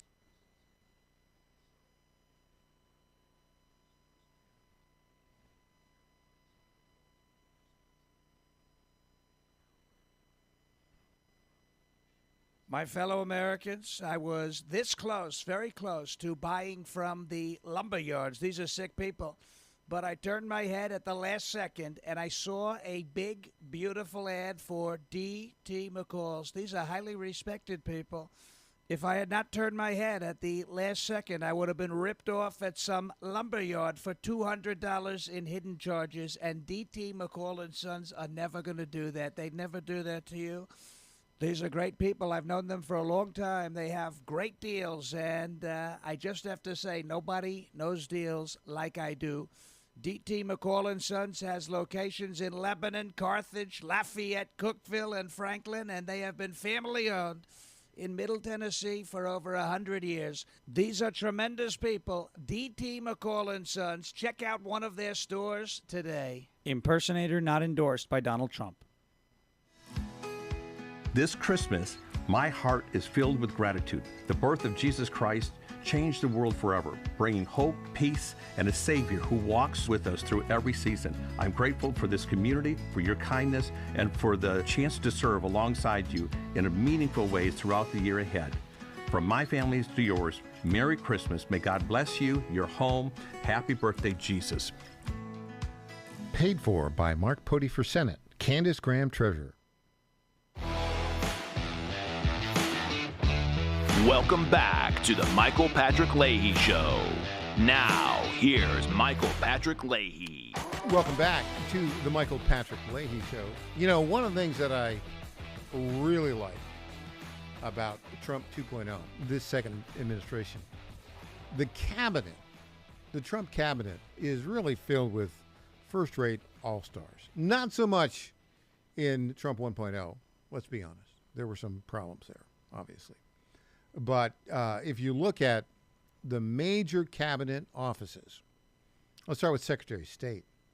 Marco Rubio is just spectacular versus, who's Secretary of State? I'm trying to remember. Yeah, Mike Pompeo, Rex Tillenberg, or whatever his name was, the officious, pompous former Exxon CEO. Oh, my goodness. Can't believe he even picked that guy. But Rubio is a huge step up. Also, Vice President, you had, weak Mike Pence versus strong J.D. Vance. Also, look at Secretary of Interior, Doug Burgum, just outstanding. I don't even remember who the Interior guy was. Was it Zinke? I think it was. Zinke's okay, but Burgum is first rate. Secretary of Commerce, Ludnick, absolutely outstanding. And I don't even remember the Secretary of Commerce under Trump 1.0. Now, the most stellar of stellars. I mean, the guy who really knows how to mix it up. Scott Bessent, Secretary of Treasury. He may be the smartest Secretary of Treasury since Andrew Mellon or Alexander Hamilton. He's really something else. He is smart. And, oh, by the way, Mr. Secretary, remember that first interview you promised me? All right, I'm going to give him some slack, right? He is the secretary. The difference, by the way, if you're a news outlet, it's a lot more fun, and state elected officials and appointed officials, you got a lot more access to the state officials than you do have to the federal ones. Because think about it. Here in Tennessee, I mean, the only conservative news outlet in the entire state is the Tennessee Star and my program here, Michael Patrick Leahy Show. So, elected leaders, appointed leaders, and legislators, they're eager to come on. So we're the only place where their message can get out. Not so much at the national level because, there are a huge number of people trying to get access to these folks. And by the way, our back into secretaries, cabinet members, Robert F. Kennedy Jr., who was here in town yesterday, very much a step up from Trump 1.0. Didn't he have the beginning, the congressman, Tom Price, I think, Tom Price, who lasted 6 minutes there in that job for conflict of interest problems. But Bobby Kennedy Jr. is doing a great job. We were promised an exclusive interview. Well, we got big timed a little bit on that. He's not in. What is it with these guys? So we're not getting Bobby Kennedy Jr. It's been rescheduled. I didn't even want to do a phoner. I wanted him in studio because, we knew each other 50 years ago. 5-0. Maybe I'll challenge him to a push-up competition. I don't know, maybe not. I think he'd probably beat me on that, but I can have a goal to aspire to. The other guy that promised the interviews, Scott Besson, he did promise me the first exclusive radio interview when he was nominated. Hasn't fulfilled it yet. Asterisk. But that's okay. I'm going to cut Secretary Besson some slack. Why? Because no one takes it to the dopey Democrats the way that Scott Besson does. And let's see if we get these clips going. We have a bunch of these clips of him yesterday and the day before in the House and in the Senate. Let's play clip number 5 right now. Some dopey Democrat representative from, I think, Connecticut, Lynch, was trying to, go after him. And, well, let's see what happened. Clip 5. Oh, are we not getting clip 5? We're not getting clip 5. Trust there we go. should be a serious question and a serious issue for the financial services industry, especially as the Secretary of the Treasury. Well, that's an important. No, this is my time. I haven't asked you any more questions. I haven't asked you any more questions. It's the gentleman from Massachusetts. I'm trying to get to my next question. Could you speak a little louder? I can't hear you. Yeah. Okay. I might. Okay. So there he is using humor. Because there's the dopey Lynch yelling, screaming. What? They've got to change the way they do these hearings. Because hearings, a congressional hearing, supposedly is to get facts out so we can discern what the truth is. Not so much. It doesn't work that way. How does it work? Well, the dopey Democrats will get up there and yell and scream and call the witness names for 5 minutes. They get 5 minutes. And then, they'll harangue the witness, and it's just, everybody knows this is just stupid stuff, right? But they do it anyways. All right, we've got another clip here. Is Scott Besson. He made an interesting announcement in the House the other day. Let's play this, clip 7. The uptake is going quite well. We had a big event this week to roll out the accounts. More than 1 million households representing more than 1 million children have signed up. I would tell everyone to look for the commercial right after the national anthem at the Super Bowl this weekend. I think we are prepared for a flood of signups, and then they will go live on July 5th, and the goal is the lowest possible. Okay, so that's big news that he made, and it's good. Look, what do I like about this? I like the Trump accounts. I'll explain that to you in a little bit. This is going on the offensive in a way that everybody can understand. This was included in the big, beautiful bill, but a lot of people didn't really pay a lot of attention to what that all entailed. So a Trump account, it's like an IRA for a child at birth, and it applies to any child born between January 1st, 2025, and I think it's like December 31st, 2028. I think that's a 4-year period. And the federal government will deposit $1,000 into an account, like an IRA for that child. It's sort of like retirement in reverse, right? You set up an IRA so that anytime after the age of 59, you can start withdrawing from it. You spend your whole life saving. This is a little bit different.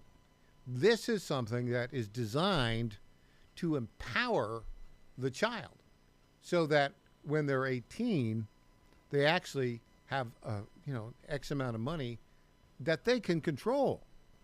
Now, there's some concerns about how, is it taxable if you take it out, et cetera, et cetera. But a couple things about this. This is brilliant. I think absolutely brilliant. And it's the kind of thing that Trump came up with the idea, but Besant, who's a really sharp guy, really, really helped and focused and worked on this in a very significant way. And the way these things work is you've got this account, and you get seeded like $1,000 from the federal government for the child. And the parents control it, but they can only put it in certain things. They can't take any money out. And then at the age of 18, it's the child's money. And the child can do what they want to with it. in theory, they could take it all out. Now, it would be taxable. But there's a lot of other stuff they could do with it. However, having said that, the other part of this is the family members can put money in. The parents can put money in. And so, you run the tables, let's say you get 5% interest on it. I mean, if you put $1,000 in for like 18 years, it's, I don't know, $4,500, something like that. No, $2,500, I think. But if you give $1,000 a year to it, if the parents do, and if people give extra money to it, that can help. Michael Dell, the billionaire, is going to give, I think, every child like $2,500. So you start off with $3,500. That's like $6.2 billion to put this thing together. That's a lot of dough. And so, imagine the agency a child might have if, when they're 18, they have an account that's built up to $10,000 or $50,000 or $200,000. You can do a lot of stuff. You can even start a business. I mean, I recommend that for most people, but nonetheless. Now, what's the other good thing about this? Notice, because the NFL made some bad decisions on the halftime show, and they gave control of selecting the performer to Jay-Z, and he picked this Bad Bunny character, the Puerto Rican who can't speak English, who likes to wear dresses and promote LGBTQ and shouts out "Ice Out" at the Grammy Awards. That guy. Trump's not going to be there at halftime, but there will be right after the national anthem, which is smart. There will be like a 60-second commercial promoting Trump accounts, and the deal is you got to sign up for them. You can sign up from now until the 4th of July, and then the money is dispersed on July 5th. That is outstanding, and I think pairing this program to follow right after the national anthem, that is good. It's setting the table. Meanwhile, with regards to the Super Bowl, I'm watching the first half, and then I'm switching at halftime. I am not watching Bad Bunny or whatever kind of nasty rabbit that guy is, says Sean Frosch, says, I'm switching, and if I'm watching any entertainment, it will be the Turning Point USA halftime show featuring Kid Rock. Hey, we'll have more when we get back. I'm Michael Patrick Leahy. The website, TennesseeStar.com, TennesseeStar.com.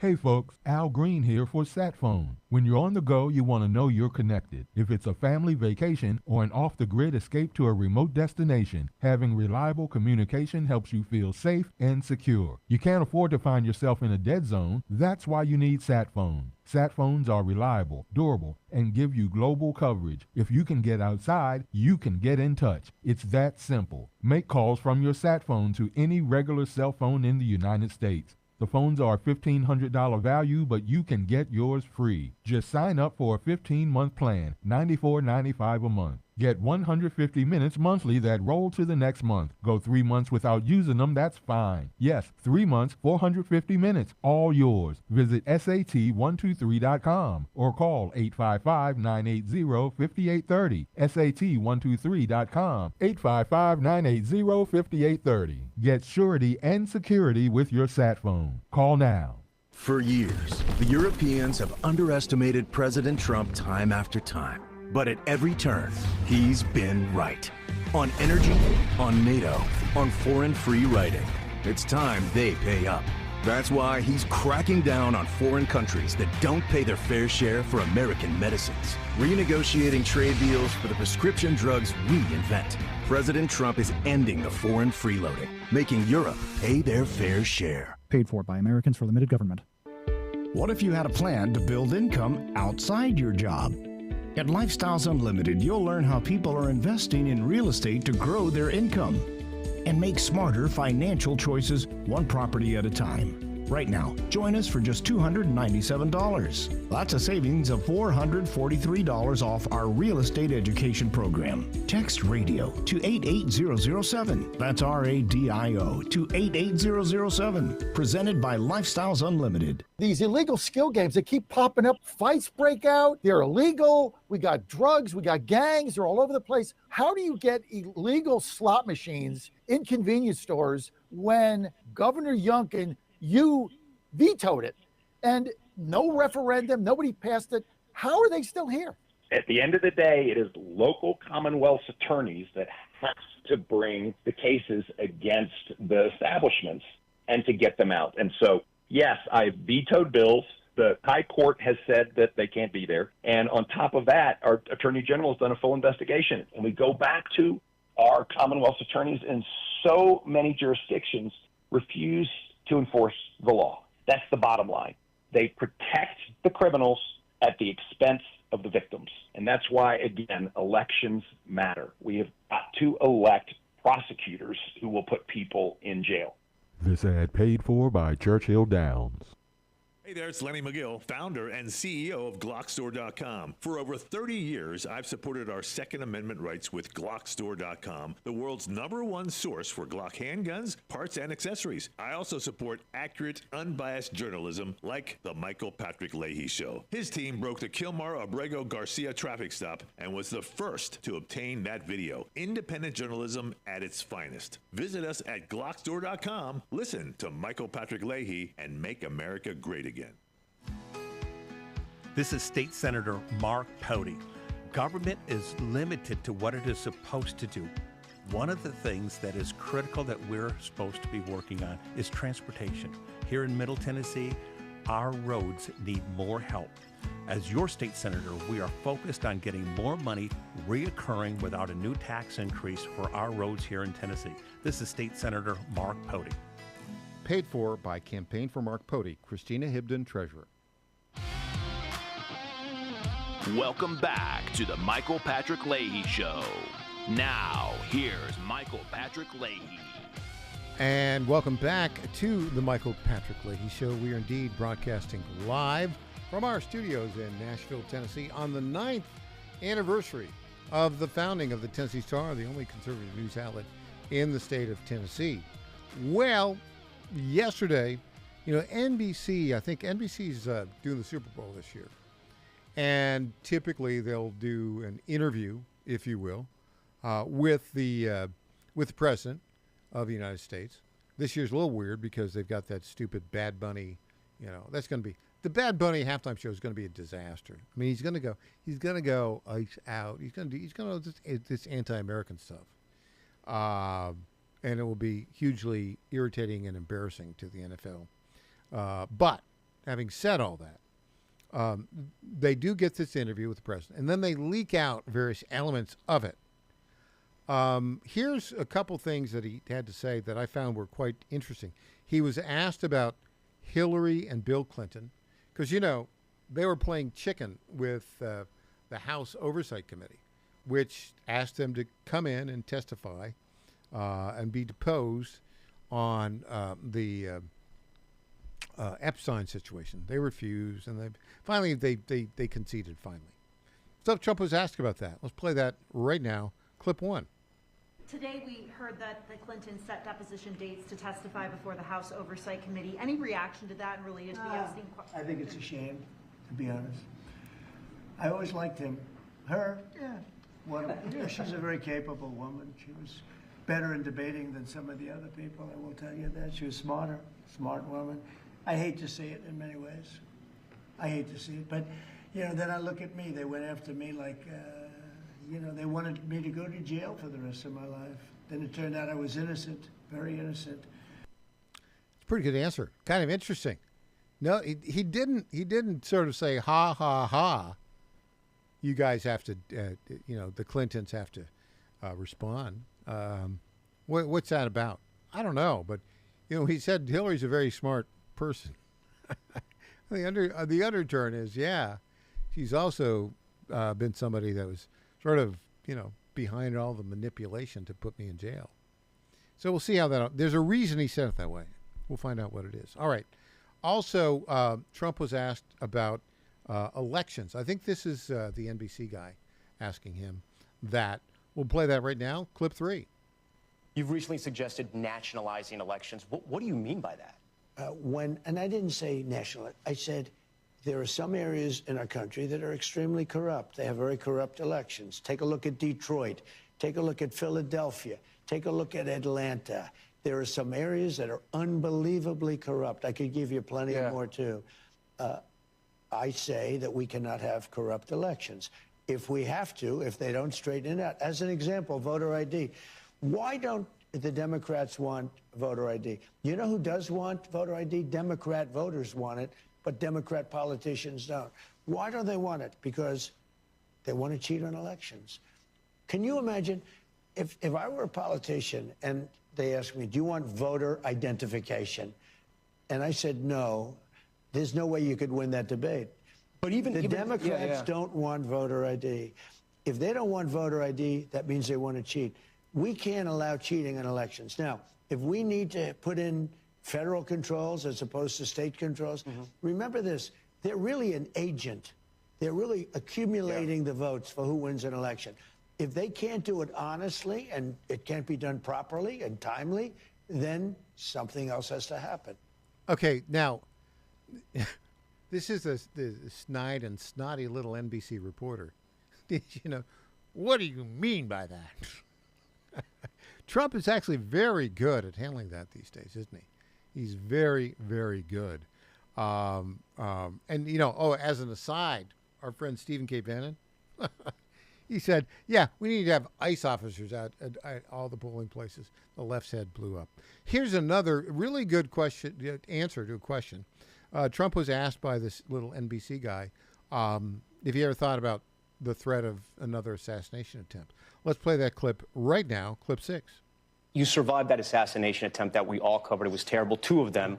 Do you worry about your safety? I mean, you think about the ball. You do? I worry about it, but you have to put it out of your mind. Otherwise, you wouldn't be able to do your job. You didn't think about it as much before. Now you think about it a lot. Maybe it could be. I mean, you look statistically, I'm in a very dangerous job. Yeah. I mean, if you take a look at the walls, if you take a look, statistically, this is a much more dangerous job than being a race car driver or riding those Broncos. Those bulls are tough, right? But I wouldn't want to do that. But statistically, being president is the most dangerous job there is. Well, you survived that assassination. Okay, so that's interesting. Interesting answer. And when he says statistically it's a dangerous job, let's just take a look at that. So Lincoln was the 16th president. He was assassinated. And then McKinley was assassinated. That's 2. John F. Kennedy was assassinated. That's 3. So 3 out of 31 presidents, 3 out of the last 31 presidents have been assassinated. That's about 10%. Yikes. Not good. All right, when we come back, if all goes well, the official guest host of the Michael Patrick Leahy Show, the executive director of the Tennessee Conservative Coalition, the one, the only, Aaron Gulbinson, will be in studio with us. I'm Michael Patrick Leahy, back after this.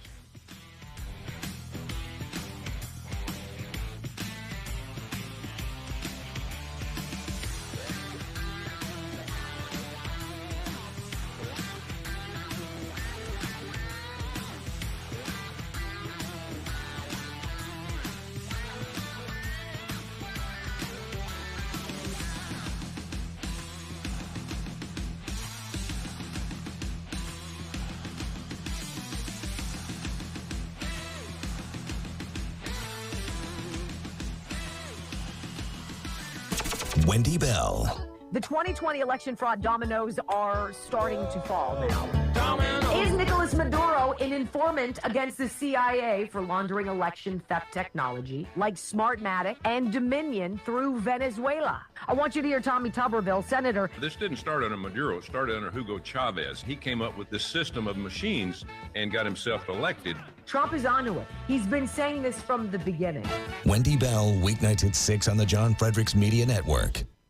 Now more than ever, it's imperative to support companies that share our conservative values. That's why I can't be more excited to tell you that I've switched my family to Patriot Mobile. Patriot Mobile is America's only Christian conservative wireless provider. When you switch to Patriot Mobile, you shift your support away from the leftist, woke, progressive agendas of Big Mobile. Patriot Mobile's wireless service works perfectly and seamlessly as you go about your lives with exceptional nationwide coverage that uses the same towers the main carriers use. Patriot Mobile donates a portion of every dollar earned to causes you care about, to organizations that fight for religious freedom, First and Second Amendments, sanctity of life, and the needs of veterans and first responders. Patriot Mobile has plans to fit any budget, along with great discounts for our veterans and first responder heroes, as well as multi-line users. Switching is easy. Just go to patriotmobile.com/Godzilla or call their U.S.-based customer service team, 972-PATRIOT. That's 972-728-7468. Use offer code Godzilla for free activation. John Fredericks loves his radio and TV audience, but did you know how to follow the Godzilla of Truth wherever you go? Download the John Fredericks Radio Show app to listen live nationwide. For the daily chit-chat, Trucking the Truth, download the Getter app and join the morning fun on Getter Live from 6 to 10 a.m. Follow John Fredericks on Getter, Truth Social, or WJFN, Goochland, Bonaire, Chester, 100.5, 107.7, 92.7 FM, AM 820, and WJFB, Portsmouth, AM 1650. Breaking news at Town Hall. I'm Bob Agnew in Washington. President Trump delivered an unusual speech at the 74th Annual National Prayer Breakfast. The president spoke at the annual gathering of political and religious leaders. You know, I've done more for religion than any other president. During his speech, Donald Trump questioned how a person of faith can be a Democrat. He cursed several times and called one Republican lawmaker a moron. He concluded by listing his administration's religion-related accomplishments and discussing the importance of prayer. Quite simply, prayer is America's superpower. Greg Clugston, Washington. American broker talks between Russian and Ukrainian officials are being held in The discussions come amid increased Russian attacks on Ukraine's power grid and after a rise in civilian casualties. Ukrainian President Volodymyr Zelensky urged for an end to the war and emphasized the need for security guarantees to prevent future Russian attacks. U.S. Special Envoy Steve Witkoff and President Trump's son-in-law Jared Kushner, as well as NATO Commander General Alexis Grinkovich.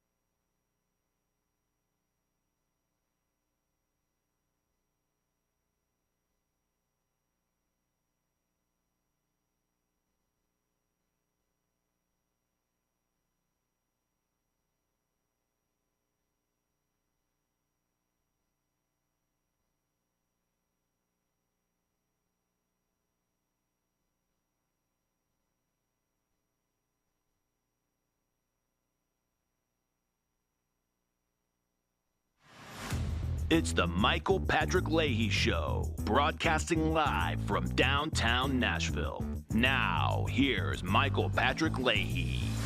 Welcome back to the Michael Patrick Leahy Show.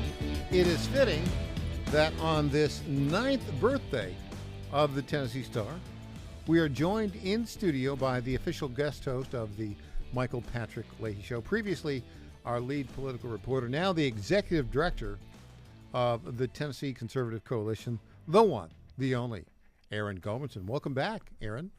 Congratulations on 9 great years. You know, it's interesting, Aaron. If it were not for the Tennessee Star, there would basically be virtually no investigative journalism in the state of Tennessee. I mean, the NES story, the Covenant Killer Manifesto, we break all these stories. All the local television stations are just basically PR extensions. What, Phil Williams doesn't count? Kidding? Has he broken a story ever? I mean, a real story? I think the only good work I remember that I enjoyed was the Gabrielle Hansen stuff. And, of course, he ignored, anything that made Democrats look bad. But, so, we had this huge victory in court. Yes. Yesterday, the Tennessee Court of Appeals unanimously ruled in our favor and said that Metro Nashville, basically, they sent the case back to the trial court and said, okay, you got no reason not to release these documents under Tennessee public records. Right. They threw out the copyright claim, threw out the victim's right claim, said it's the investigation's over. Now the Chancery Court judge is told to instruct Metro Nashville to prepare all these documents for release. We get to inspect them. If they redact anything and we don't think it should be redacted, then it goes to the judge for review, etc. But we're going to get these documents. We, of course, reported on that. The only other news outlet in all of Tennessee that reported on it was Fox 17. Right. The guy at WSMV, Stacey Cameron, the guy that called up the judge in June of 24 and said, hey, where are they getting all these stories? You should charge him with contempt of court. That guy apparently missed this story. Gee, I wonder why. Phil Williams missed this story. It's a huge story. It's a victory for freedom of the press. Well, you know, and the Tennessee Star. And also, the conservative outlet, does well, looks good, and they don't like that. So, there was, if there was even a scintilla of something to criticize about you, then they would have jumped on it. But, I know. They're not in the business of. Unbiased press does not exist in that world. So it's been quite an interesting week here in Tennessee. Yep. There's still about 10,000 people without power in Nashville, National Electric Service, a complete debacle. And there, of course, and Mayor Feckless Fidel Freddy, who appoints the board members, he's got a commission going. They're gonna do a postmortem on it, which is code word for we're pretending to do something while not doing anything. They'll give him a report in a year, though. Oh, which is probably when some of the people in the Nashville area will be getting their power back. The answer, of course, Freddie. If you had any, intestinal fortitude, I'll use that word. Here's what you do. They have low T on that side of the world. Really low. Yeah. So what you should do here is basically call on the Nashville board to fire the CEO, and then after they fire the CEO, call the board to resign, and then appoint an entirely new board. And then there's all sorts of things it should be. He won't do any of them. Yeah, Feckless is kind to him. It really is. And honestly, he's politically stupid because if you were politically smart, the first thing that would have happened yesterday or 5 days ago would have been to fire the head of NES. Yeah, and now there's a little twist on it. He can't fire her because the board can fire her. Well, he appoints the board, and listen, if he was trying to be a savvy political operator, and also ironically do the right thing at the same time, he would have publicly demanded that the board fire her, or since he appoints them, he would fire them. Yeah. Or at least call for their firing. Yeah, I mean, whether or not he can actually fire them once appointed them is questionable, but still, he could do it. He could assert power, but Freddie O'Connell asserting power, I don't see it. Mr. Must have been fun for him to ride his bike in that ice, though. Yeah, the bike lanes. Okay. Big story on Monday. Governor Bill Leahy. Yep. In the last year as governor, he's served 2 terms. Yep. This is the last year of his last term. Delivered a State of the State address on Monday. Yep. It was, I can tell you, just objectively, I think it was the best delivered speech he's ever given. Yeah. It was very good. Were you there? I was in the building that day. People asked me if I wanted to go, and I don't enjoy being stuck in a seat, so I watched it. But yeah, it was well done. I mean, my favorite, of course, takeaway was the increased push for more education freedom scholarships, and of course then addressing the crime in Memphis. So yeah, it was. I think you're right. He's also had a lot to build on in his second term. Yeah, he has, and I think a lot of that has to do with the partnership between the leadership of the Tennessee General Assembly in the House, Speaker Cam Sexton, and Majority Leader William Lamberth, in the Senate, Senate Majority Leader Jack Johnson, and, of course, the greatest Attorney General of any state in the country, Attorney General Jonathan Skrmetti. They have worked together very closely. They've worked together very closely. I think all of those things are 1,000% true. And I don't think it could be underestimated the point, the thing that also happened in the second term, and, you know, some of these people don't like being, brought into the public eye, but I'll do it on this one. The policy director, senior advisor to the governor, Michael Hendricks, has done an amazing job since he was brought in the second term with his policy portfolio. That is a very important thing. Let me second that, because Michael is a very intelligent guy. Yes. And he's very conservative. Yeah. But he also understands how to work with people. Yeah. This is critical, right? And when I say work with people, you have to be able to work with the governor and his staff and communicate with the governor. But you need to have an open line of communication with various groups around the state and also with the state legislators. And he's really done a masterful job, I think.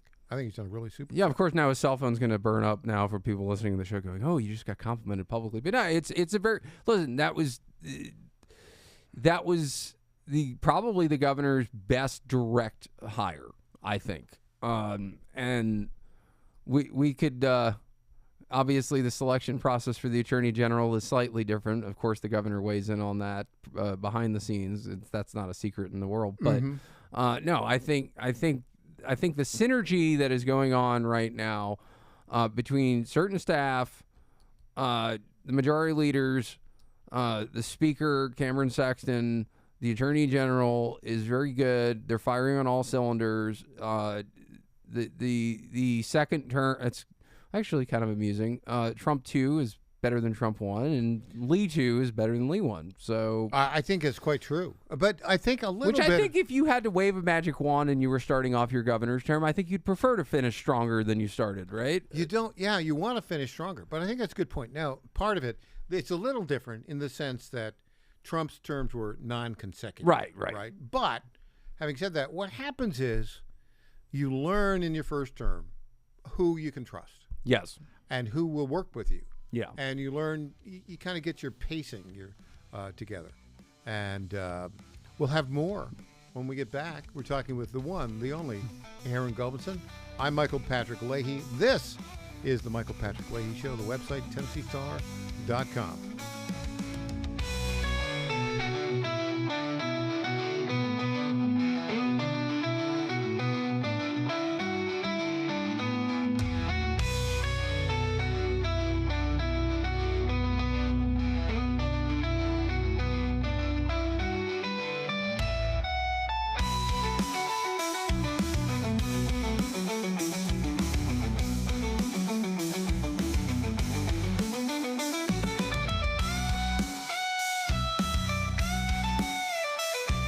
John Fredericks here for Freedom Alliance. Veterans are still struggling with the wounds of war. They came home with injuries that changed them forever. The flag-burning troublemakers in our streets remind me how fortunate we are to have patriots who served and fought, sacrificed, and never complained. We need to support them through organizations like the Freedom Alliance. It's Military Appreciation Month and time to support those who serve. Freedom Alliance is caring for combat veterans and military families. Combat veterans fought in the worst, most dangerous places on earth. Freedom Alliance takes them to nature's most relaxing locations so they can heal. Freedom Alliance gives injured troops mortgage-free homes, new cars, and all-terrain wheelchairs. For wounded vets, there's nothing like the stability of your own home, the reinsurance of a reliable vehicle, or the independence of a wheelchair that navigates snow, ice, beach, pasture, or most any terrain. Let's fight for those who fought for us. Go to freedomalliance.org/Godzilla and make a monthly gift that will improve the life of a military hero. That's freedomalliance.org/Godzilla. Make a contribution today. If you're like me, most moms find it difficult to prioritize self-care. Hi, it's Colleen, Program Director at the John Fredericks Media Network. With the demands of programming 13 radio stations, it's easy to forget about the things I should do for myself daily. And that's why I started with our company's Women's Challenge with Native Path Collagen Peptides. It's affordable and convenient care in just 1 scoop a day. There are so many incredible health benefits like bone and joint support, metabolism booster, and hair, skin, and nail improvement. I like to take a moment each day to prioritize myself and indulge in the health-boosting benefits of Native Path Collagen Peptides. I love mixing it up with all the different smoothie recipes, too. Learn more about Native Path Collagen Peptides and read 7 important reasons why you should be taking collagen peptides at getnativepath.com/Godzilla.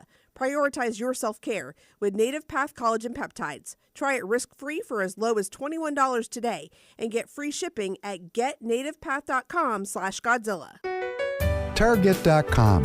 Target.com is an online e-commerce tire retailer.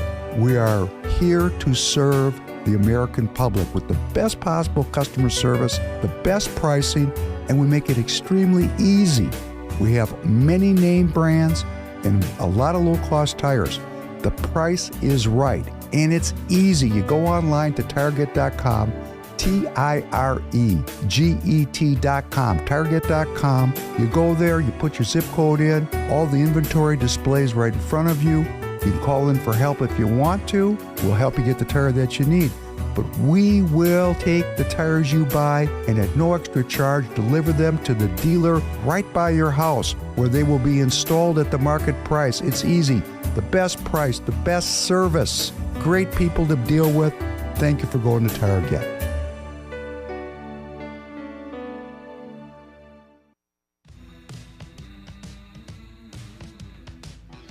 Welcome back to the Michael Patrick Leahy Show. Now, here's Michael Patrick Leahy.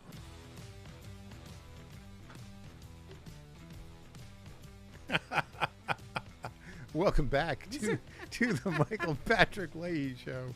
Speaking of sound bites, no. We are on top of things here today. In studio, the one, the only, Aaron Gulbertson, official guest host of the Michael Patrick Leahy Show. Okay, so Aaron. Yes. Nashville Electric Service is a complete and total disaster. Did you see? It's a kind way of putting it, yes. Yeah, I mean, and it's run by an accountant who doesn't know anything about utility and paid no attention to the tree trimming operations. You know, I'm not sure I've ever heard of woke accounting before, but this is it. This is it. Yeah. This is it. There are, and it's interesting because the organizational structure of the National Electric Service, it was chartered by the Tennessee General Assembly as a municipal electric utility back in 1938. And the governance is a board appointed by the mayor. There are 5 members of the board. Mayor Freddie O'Connell, or shall I say the feckless Freddie O'Connell, has appointed 2 of those board members. None of the current 5, the others were appointed by John Cooper and others. Yeah.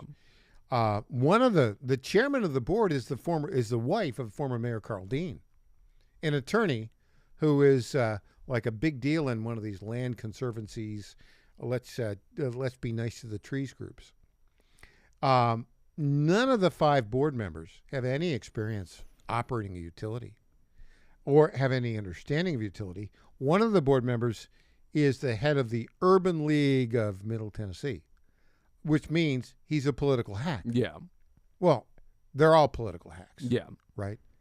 And so the embarrassingly bad performance of Nashville Electric Service, unprepared for the storm, had not cut down the trees, even though they'd been warned 2.5 months before that they were way behind on tree trimming.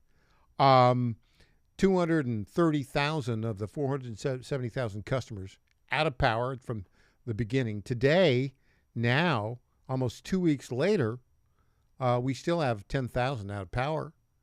And their vaunted $250 million text messaging system failed. Yeah. I mean, this is an utter debacle. And yet, the board issues a statement. Oh, we are totally behind Teresa Broyles-Applin. But they are, first, she's a terrible communicator. She comes across as arrogant, uninformed. Mm-hmm.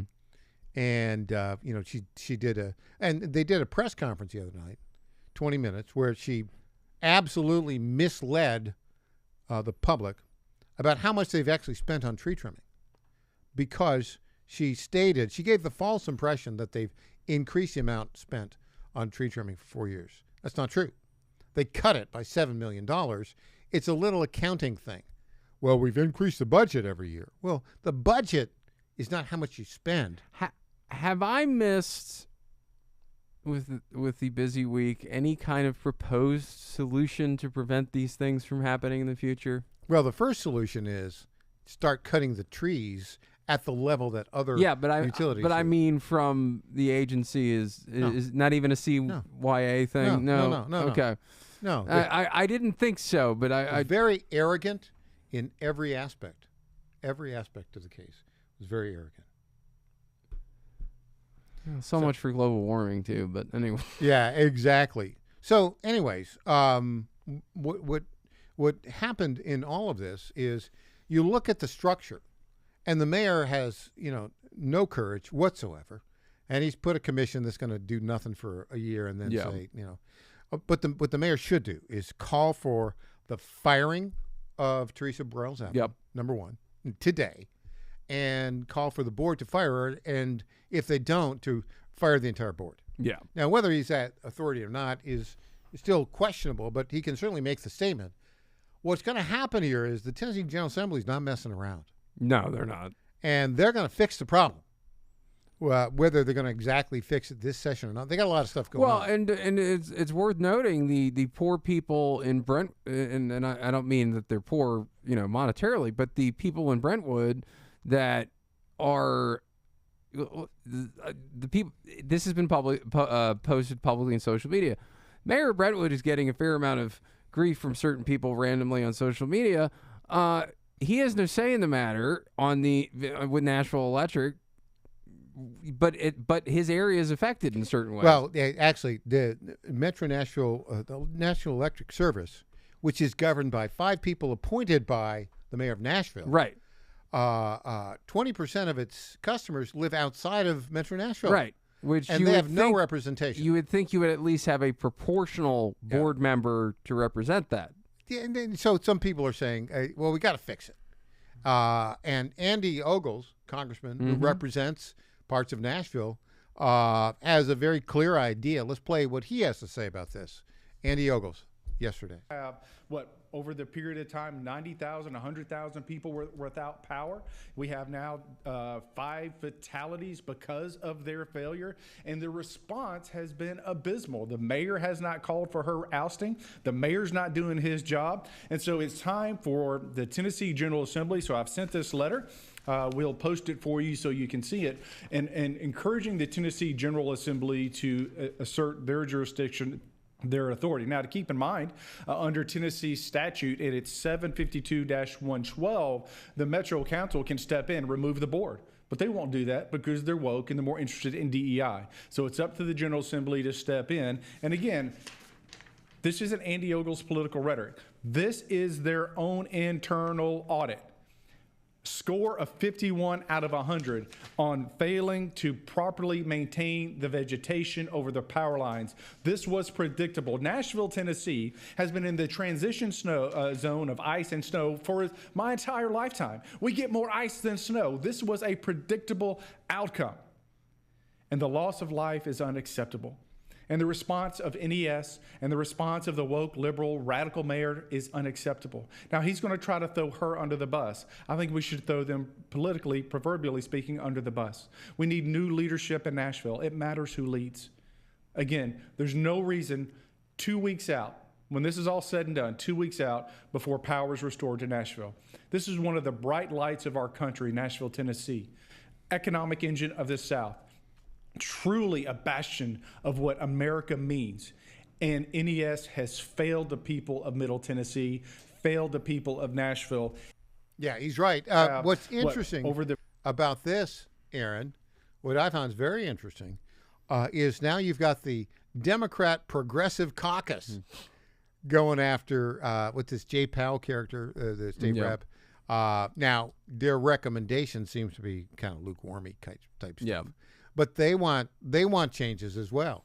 I mean, their constituents are probably screaming at them, as they should.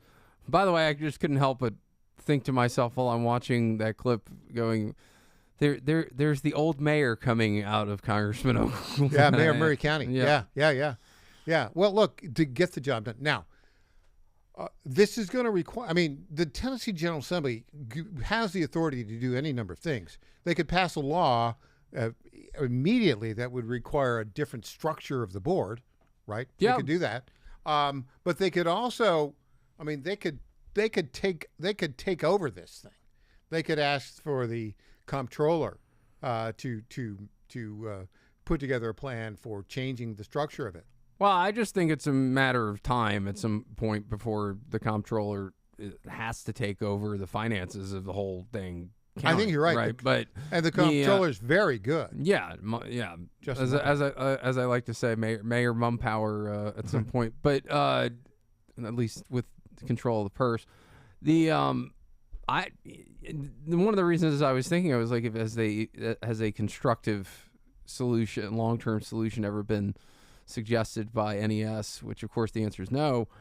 I mean, if you're dealing with if you know that ICE is going.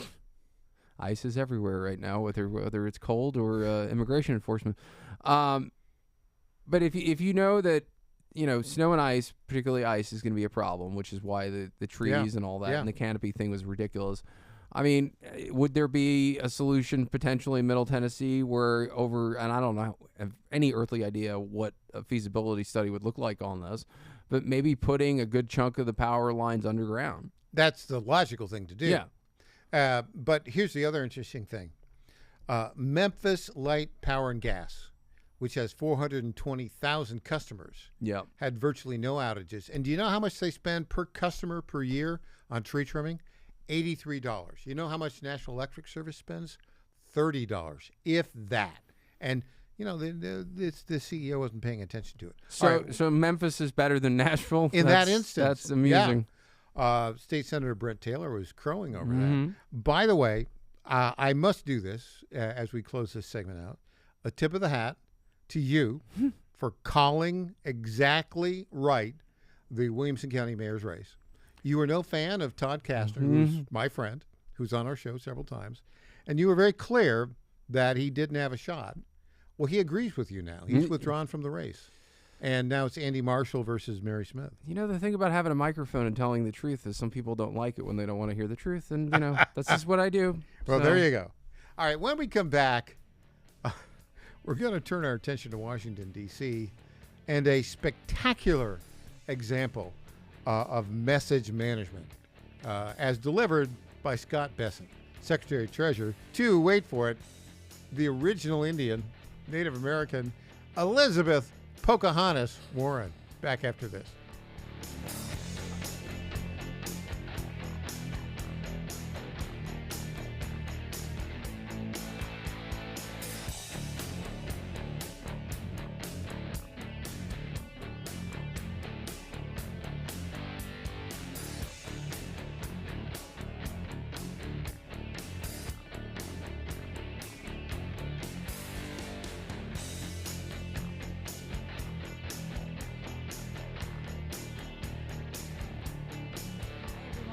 Jay Haast here, founder of the Digital Footprint Management Agency and frequent guest on the Michael Patrick Leahy Show, here to tell you about GetFoundEverywhere.com. Customers are searching for your business everywhere: Google, Apple Maps, TikTok, and new AI platforms like ChatGPT and Gemini, which is a total disruptor.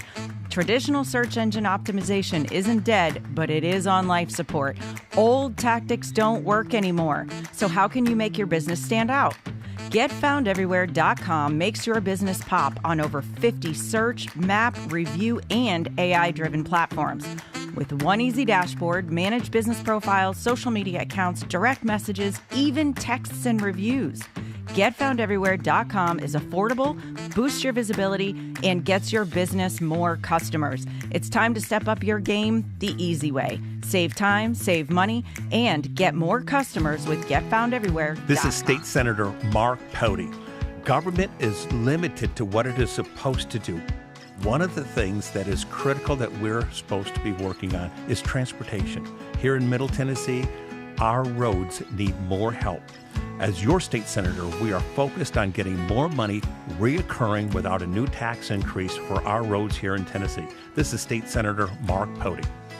Paid for by Campaign for Mark Pody, Christina Hibden, Treasurer. I'm Lenny McGill, founder and CEO of GlockStore.com. For over 30 years, I've supported the Second Amendment rights of free men and women to protect themselves and their families with firearms. We offer the very best in both selection and prices on Glock handguns, custom Glocks, Glock magazines, and high-performance shooting accessories at GlockStore.com. We also have the finest retail showroom and our Shoot 270 shoot rooms right here in Nashville, Tennessee. Come visit us at GlockStore.com, and you'll be glad you did. My fellow Americans, my good friends, I've known them for a long time, at D.T. McCall & Sons have the deal of a lifetime for you, and nobody knows deals like I do. That much I can tell you. Nobody knows deals like I do.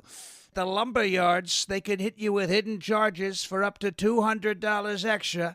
They'll charge you for cords and hoses and haul-offs. Your money goes all over the place and out of the state, and most importantly, out of your pockets.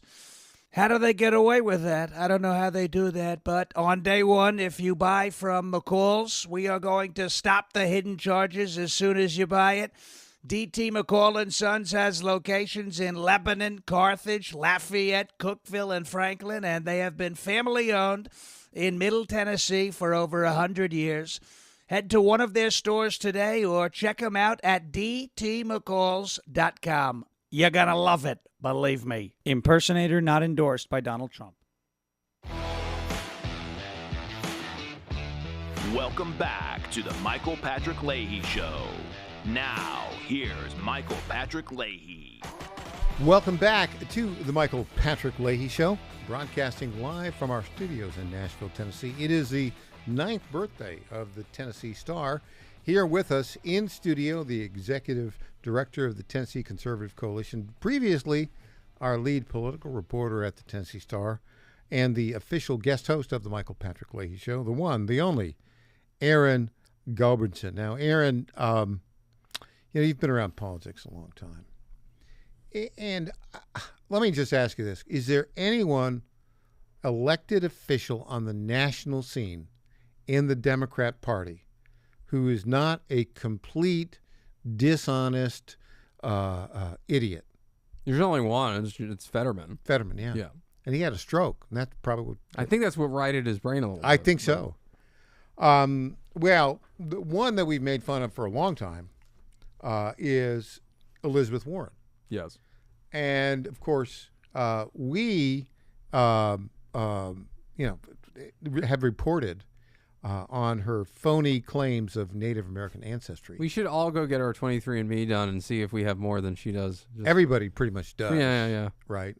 But this just shows you how vapid and dishonest she is. We began reporting when I was at Breitbart because I am an amateur genealogist. Mm-hmm. And she first made the claim that she is Native American, Cherokee, right, because of her high cheekbones. But, well, we looked into it. There's no evidence at all. There's none. Zero, zip, nada. We traced her tree. There's no evidence that she has any Native American background. And, Donald Trump grabbed on that and kept calling her Pocahontas. Now, she won that election, but I'll tell you, one of the consequences of that, I became very good friends with Howie Carr, the great talk radio host in Boston, because we were collaborating. He was writing a little bit for Breitbart, and I did a congressional race in Massachusetts in 2010, and I ran into Howie Carr a few times in person. So yeah, he's a fun guy. Yep. In terms of like local or regional talk show hosts, he's the best. Yeah, because he's a fascinating guy, because he was born in Portland, Maine, to a lower middle class family. Didn't have a lot of money. Smart, bright guy, and I think he went to Deerfield Academy. He had some scholarship there, but because his grandparents lived in North Carolina, he went to college in North Carolina on state tuition because he couldn't afford the Ivy League schools. But he's been a fantastic reporter for the Boston Herald for four decades, and of course he reported on the mob. Right. They tried to do a hit job on him. He's probably written 15 or so crime books, but he does 4 hours a day. And interestingly enough, because he's smart, he is a resident now of Florida. Did you know that? No, I didn't, but that's a much better state than he Massachusetts. Lives 7 months of the year. He lives in Florida. They have no state income tax. And he goes back to Boston 5 months a year. So his program, the content, is about Boston and national stuff. Anyway, so... By the way, I was torturing myself during the ice week here by looking at what the temperature was in Fort Lauderdale. It was very cold there. It was 76 or 77 degrees. But anyway. So anyways, when I was writing a Breitbart about her, and I showed that she actually has no Native American ancestry, but it does in fact descend from a member of the Tennessee militia that rounded up the Cherokee for the Trail of Tears. Mm-hmm. That is a fact. But then also, she actually wrote in a recipe in the Powwow Chow Cookbook, which is put out by the Five Tribes Museum, which includes Cherokee and others, in I think Muskogee, Oklahoma, and that cookbook was published like in 1980, and she plagiarized the recipe. It was like some kind of New York Times recipe. Anyways, I said that was like the lead story at the Boston Herald, and Howie Carr had just so much fun with that, and so he calls her Granny Pocahontas now, because she was a professor at Harvard Law School, but she's just not that bright. Anyways, it's a long setup for this clip, which is just perfection. Scott Bessent was harangued by Elizabeth Warren. We'll play the haranguing and the response here. It's a little bit of a longer clip, but well worth the listen. Let's start right now. Ran for president. Donald Trump promised pretty much every day that he was going to lower costs on day one, if he was elected. Those were his words, not mine. So, Secretary Bessent, you are one of the president's top economic advisors. Let's just start with a little truth-telling about the Trump economy 1 year in. Affordability is the top concern for Americans across the country. Donald Trump has called affordability, I want to get this right, a hoax. He's called it a scam. He's called it a con job. You're the Secretary of Treasury. You know the numbers. Is affordability a hoax, a scam, or a con job? Senator, it may be a bit nuanced for you, but what President Trump is referring to is the media saying that the affordability crisis was generated by this administration when it was you and President Biden who destroyed the buying power of the American people. So there is an affordability crisis, and you were front and center in it. So let me make sure that I understand. Donald Trump is not saying that affordability, what's happening to families right now, is a hoax? He is saying that trying to lay the blame at this administration rather than the Biden-Warren economy is a hoax. Okay, so it all happened before he got it. And everything that's happened since then, nothing is a hoax here. 21.5% cumulative inflation. Let me just ask about what's happened in the 1 year that Donald Trump has been president. Last week, President Trump said, quote, we have the groceries going down. Did grocery prices drop in 2025? Numerous prices have. Did grocery prices drop in 2025? Numerous grocery prices have gone down. I'm sorry. I don't know if you can't hear me. Did grocery prices drop in 2025? Numerous grocery prices have gone down. And in fact, we have seen inflation at 2.1% for the past 3 months. Have you seen the Bureau of Labor Statistics, that is Donald Trump's own Bureau of Labor Statistics numbers, that report that grocery prices were 2.4% higher at the end of 2025 than they were at the end of 2024. Trump's own Department of Agriculture has projected that those prices would climb higher in 2026. And under Donald Trump, families are paying more and more for groceries. So if you're just going to insult people by denying the facts that are out there and tell people they're doing great when they're struggling, I think that's just another way to say you don't have a plan to bring down these prices. You're not willing to admit the failures of the Trump administration. Senator. I will ask you a question in just a sec here. It's not just groceries. The numbers from Trump's own economic agency show that Americans are paying more for utility bills, more for health care, more for housing construction. Families aren't fooled by these lies. Mr. Secretary, you owe it to American families to own up what's going on. And Secretary Besson, I have one more question for you while I have you here. You ran the search for Donald Trump's Fed chair nominee. And Trump promised, quote, anyone that disagrees with me will never be Fed chairman. Kevin Warsh got the nod last Friday. And then over the weekend, Donald Trump joked that he would sue Mr. Warsh if he failed to lower interest rates. At least, I think it was a joke. But just in case, this should be an easy one, Mr. Secretary. Can you commit right here and now that Trump's Fed nominee, Kevin Warsh, will not be sued, will not be investigated by the Department of Justice if he doesn't cut interest rates exactly the way that Donald Trump wants? That is up to the president.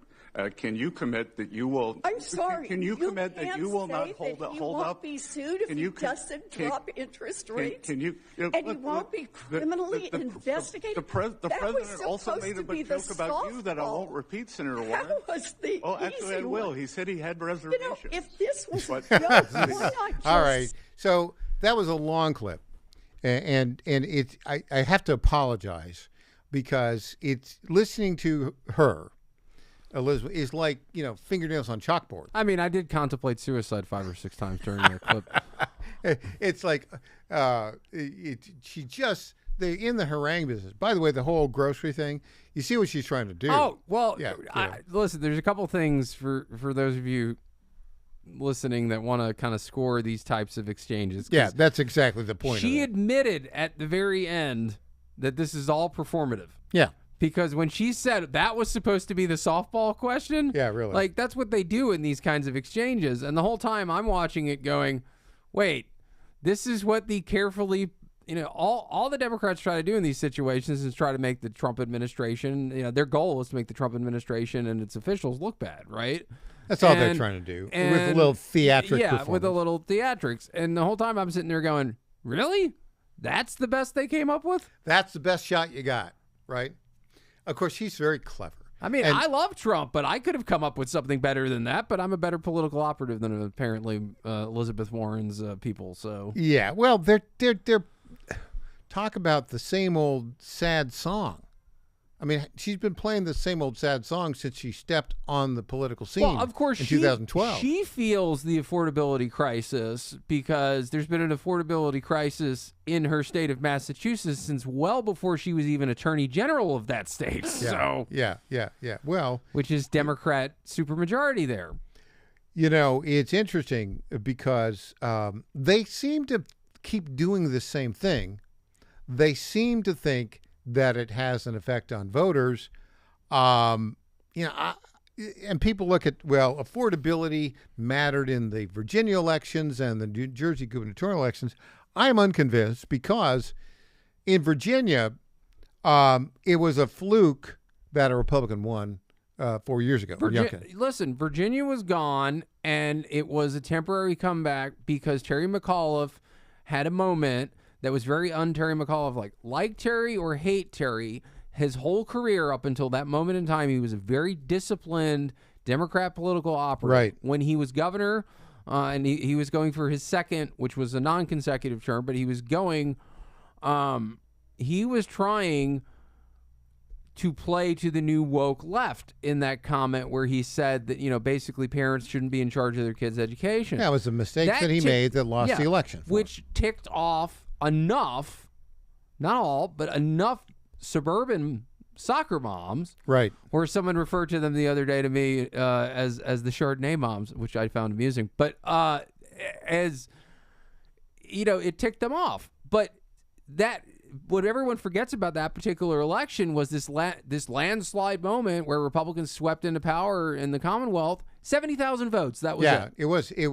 It was just a perfect storm that was very hard to repeat in Virginia. When we come back, guess what? News Potpourri. Back after this.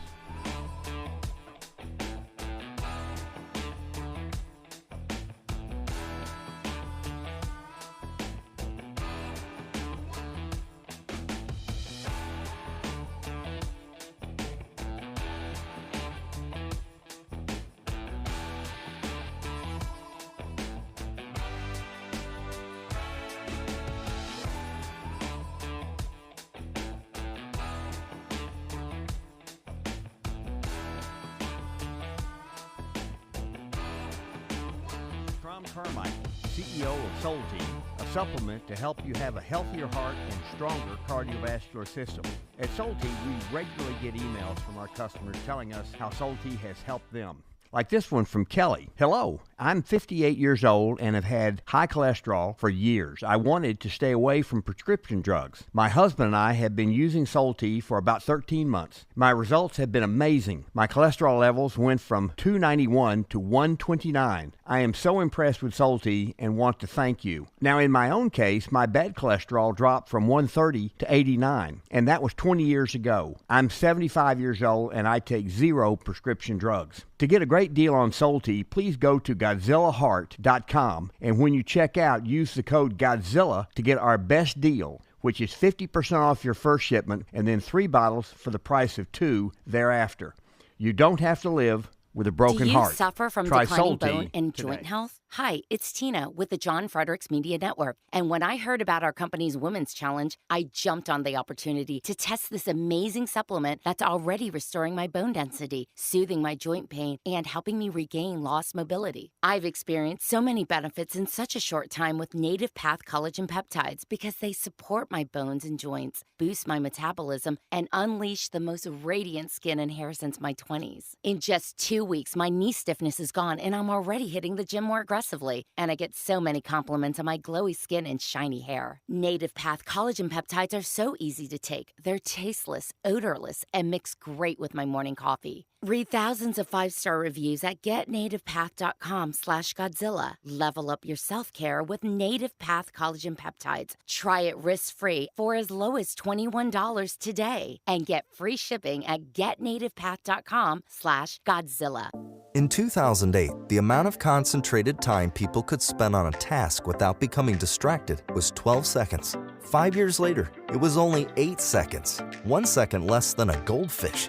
If you're often distracted or have trouble recalling information, you're likely to fall behind in the demanding, fast-paced 21st century. In other words, brain performance is more critical now than ever. Boost your brain power with Healthy Cells Focus Plus Recall. Science-backed nootropics to help you sharpen focus, concentrate longer, enhance recall, improve mental speed, learn rapidly, and be more alert. It's a pill-free brain supplement made with maximum absorption ingestible gel technology, designed to feed your brain at the cellular level. Take it for a test drive. Go to healthycell.com and use code GODZILLA for 20% off your first order of Focus Plus Recall. That's healthycell.com, code GODZILLA for 20% off. Welcome back to the Michael Patrick Leahy Show. Now, here's Michael Patrick Leahy. Welcome back to the Michael Patrick Leahy Show. In studio, the official guest host of the Michael Patrick Leahy Show, the one, the only, Aaron Culbertson. Aaron, it's that time of day again. It's time for News Potpourri. Yes, ladies and gentlemen, News Potpourri. This is the portion of the program where we talk about those stories that are of note. There we go. News Potpourri. Well, and there's always a touch of irony in the. Right, listen, you got to have one hiccup here and there. This is live radio, but that's actually that's ironic to start it off that way. There you go. Did you watch the National Prayer Breakfast this morning? Tell me. What did you see there? President Trump was on a stand-up routine essentially, and it was he's pretty good, isn't he? And it was he was talking about a number of things, and he was telling a story about how there was one time he landed back at the White House at like 4 a.m. and he goes to the prayer breakfast because he's afraid not to, and just in full on. It was, let's put it this way, it was a, not that I want to get into it, but it was a big contrast in the Nancy Mace famous prayer thing screw up, but he the Hill is getting their doilies up and trying to say this was inappropriate, but they got a headline: Trump goes after, quote, moron Massey. Well, he is a moron at the National Prayer. Yeah. No, he went after Thomas Massey. He should. He is. He should be out of Congress. The other thing that got the crowd rolling was the president, and he was like, I hate to have to do this, but the media makes these big deals. He's like, I was being sarcastic when I was discussing I didn't know whether or not I was going to go to heaven. And he was like, the New York Times tried to say I was having a crisis of faith in my soul. It's like, they don't understand when I'm being funny. Which, speaking of funny, she's back. Ellen DeGeneres, whose foray into England didn't go so well. She's now bought a $27 million house in Montecito, California. She's back. She's trying to peddle, I don't know, she thinks she can make money selling health-related supplements, because nothing says good health, good mental health like Ellen DeGeneres, right? Right. Oh, no. There is a lot of mental ill health there. Of course, Secretary of Health and Human Services, RFK, was at the Capitol in Tennessee yesterday. So you had your it was a good event. You had your obligatory protesters. But you had your obligatory protesters, and then, of course, there were numerous legislators getting their pictures, which is what is filling my X feed. Everybody wants pictures with RFK Jr. Yeah. He's sort of now he's the Republican, charismatic star guy, sort of, I guess. Asterisk. President Trump makes, stars. So he does. Hey, we talked about the phony genealogy of Pocahontas, Senator Elizabeth Warren. Mm-hmm. I don't know what we do with this one. Governor Wes Moore of Maryland, part of his life story is his claim that, this is from the Washington Free Beacon. Governor Wes Moore says the KKK chased his great-grandfather out of South Carolina. Historical records tell a different story. So his great-grandfather was a preacher in South Carolina. He claimed he had to flee for Jamaica. Not so, the historical record says, because the KKK chased him out. There was no KKK chasing him out. Turns out, he was originally a native of Jamaica. A preacher in Jamaica died, and they just moved him there as a normal part of the process. A Democrat politician lying about its heritage. I'm so shocked. I'm shocked. We should all get the 23andMe thing done. So this is funny. Vivian Jones of the Tennessean, they took, back to RFK, they took some questions yesterday. And Vivian chose to ask, because this is a fun one that the press likes. I actually think this is a fun question. And she asked RFK, the president often she's talking about Coke, is known for his Diet Coke consumption and eating McDonald's often. Have you shared your concerns with him about the cost of his eating habits? And a very simple answer, Marv Kaye just said, to no avail. And of course, the most energetic man in the history of the White House, Donald Trump, eats. I think we all would agree he eats like garbage, but it works for him somehow, and I have no idea. He's got some. His DNA is something else. Yeah, there was something in the water in New York City in those days when he was in the old comedian Louis Black, who's not funny anymore after COVID. But he had a bit about health, and it basically the thing you could pull from it was that with what is good for one may kill another, and I think there is some truth to that, at least in President Trump's case. This is a weird story from German-owned Politico. Headline: U.S. House passes measure to force the District of Columbia's hand on tax cuts. District of Columbia city officials voted not to implement several recent GOP tax cuts, sparking the ire of Republicans. What the heck? They just want more and more taxes. Does anybody have any brains there? I don't know. This is one to like tease and run down in the future where I will have more information for you. But it's just interesting. I mean, it's not terribly surprising. But apparently, there's a far left Democrat who's a county commissioner in Murfreesboro that referred to ICE as terrorists. So we'll see. Let's see. One of my favorite pastimes is finding things that Democrats say and just whack them on it. So boom. We'll see. There you go. Oh, and Governor J.B. Pritzker of Illinois, the Democrat who wants to be president. The U.S. has left the WHO, World Health Organization. Thank God. The state of Illinois, apparently, according to him, is because he thinks it's a city, state, separate country, is now back. So there you go.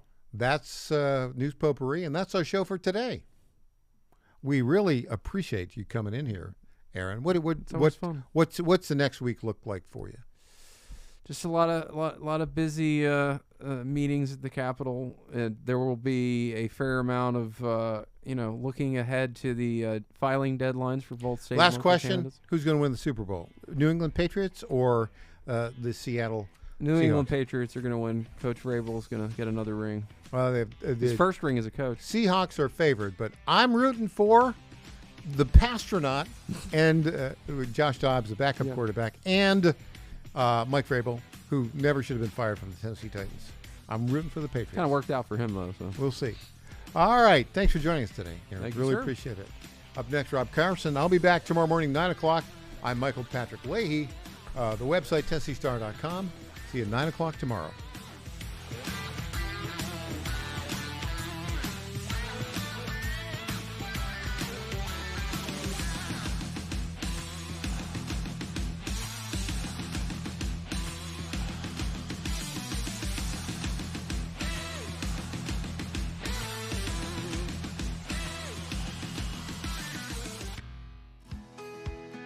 This is State Senator Mark Pody.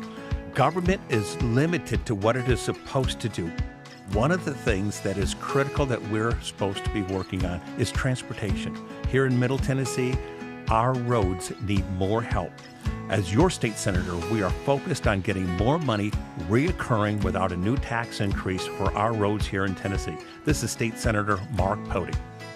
Paid for by Campaign for Mark Pody, Christina Hibden, Treasurer. Hey there, it's Lenny McGill, founder and CEO of GlockStore.com. For over 30 years, I've supported our Second Amendment rights with GlockStore.com, the world's #1 source for Glock handguns, parts, and accessories. I also support accurate, unbiased journalism like The Michael Patrick Leahy Show. His team broke the Kilmar Abrego Garcia traffic stop and was the first to obtain that video. Independent journalism at its finest. Visit us at GlockStore.com. Listen to Michael Patrick Leahy and make America great again. FlatFeeNashville.com is a full-service real estate brokerage that charges homeowners a upfront flat fee of $999 to completely list, market, and sell your home. We are all about saving consumers money, saving that equity.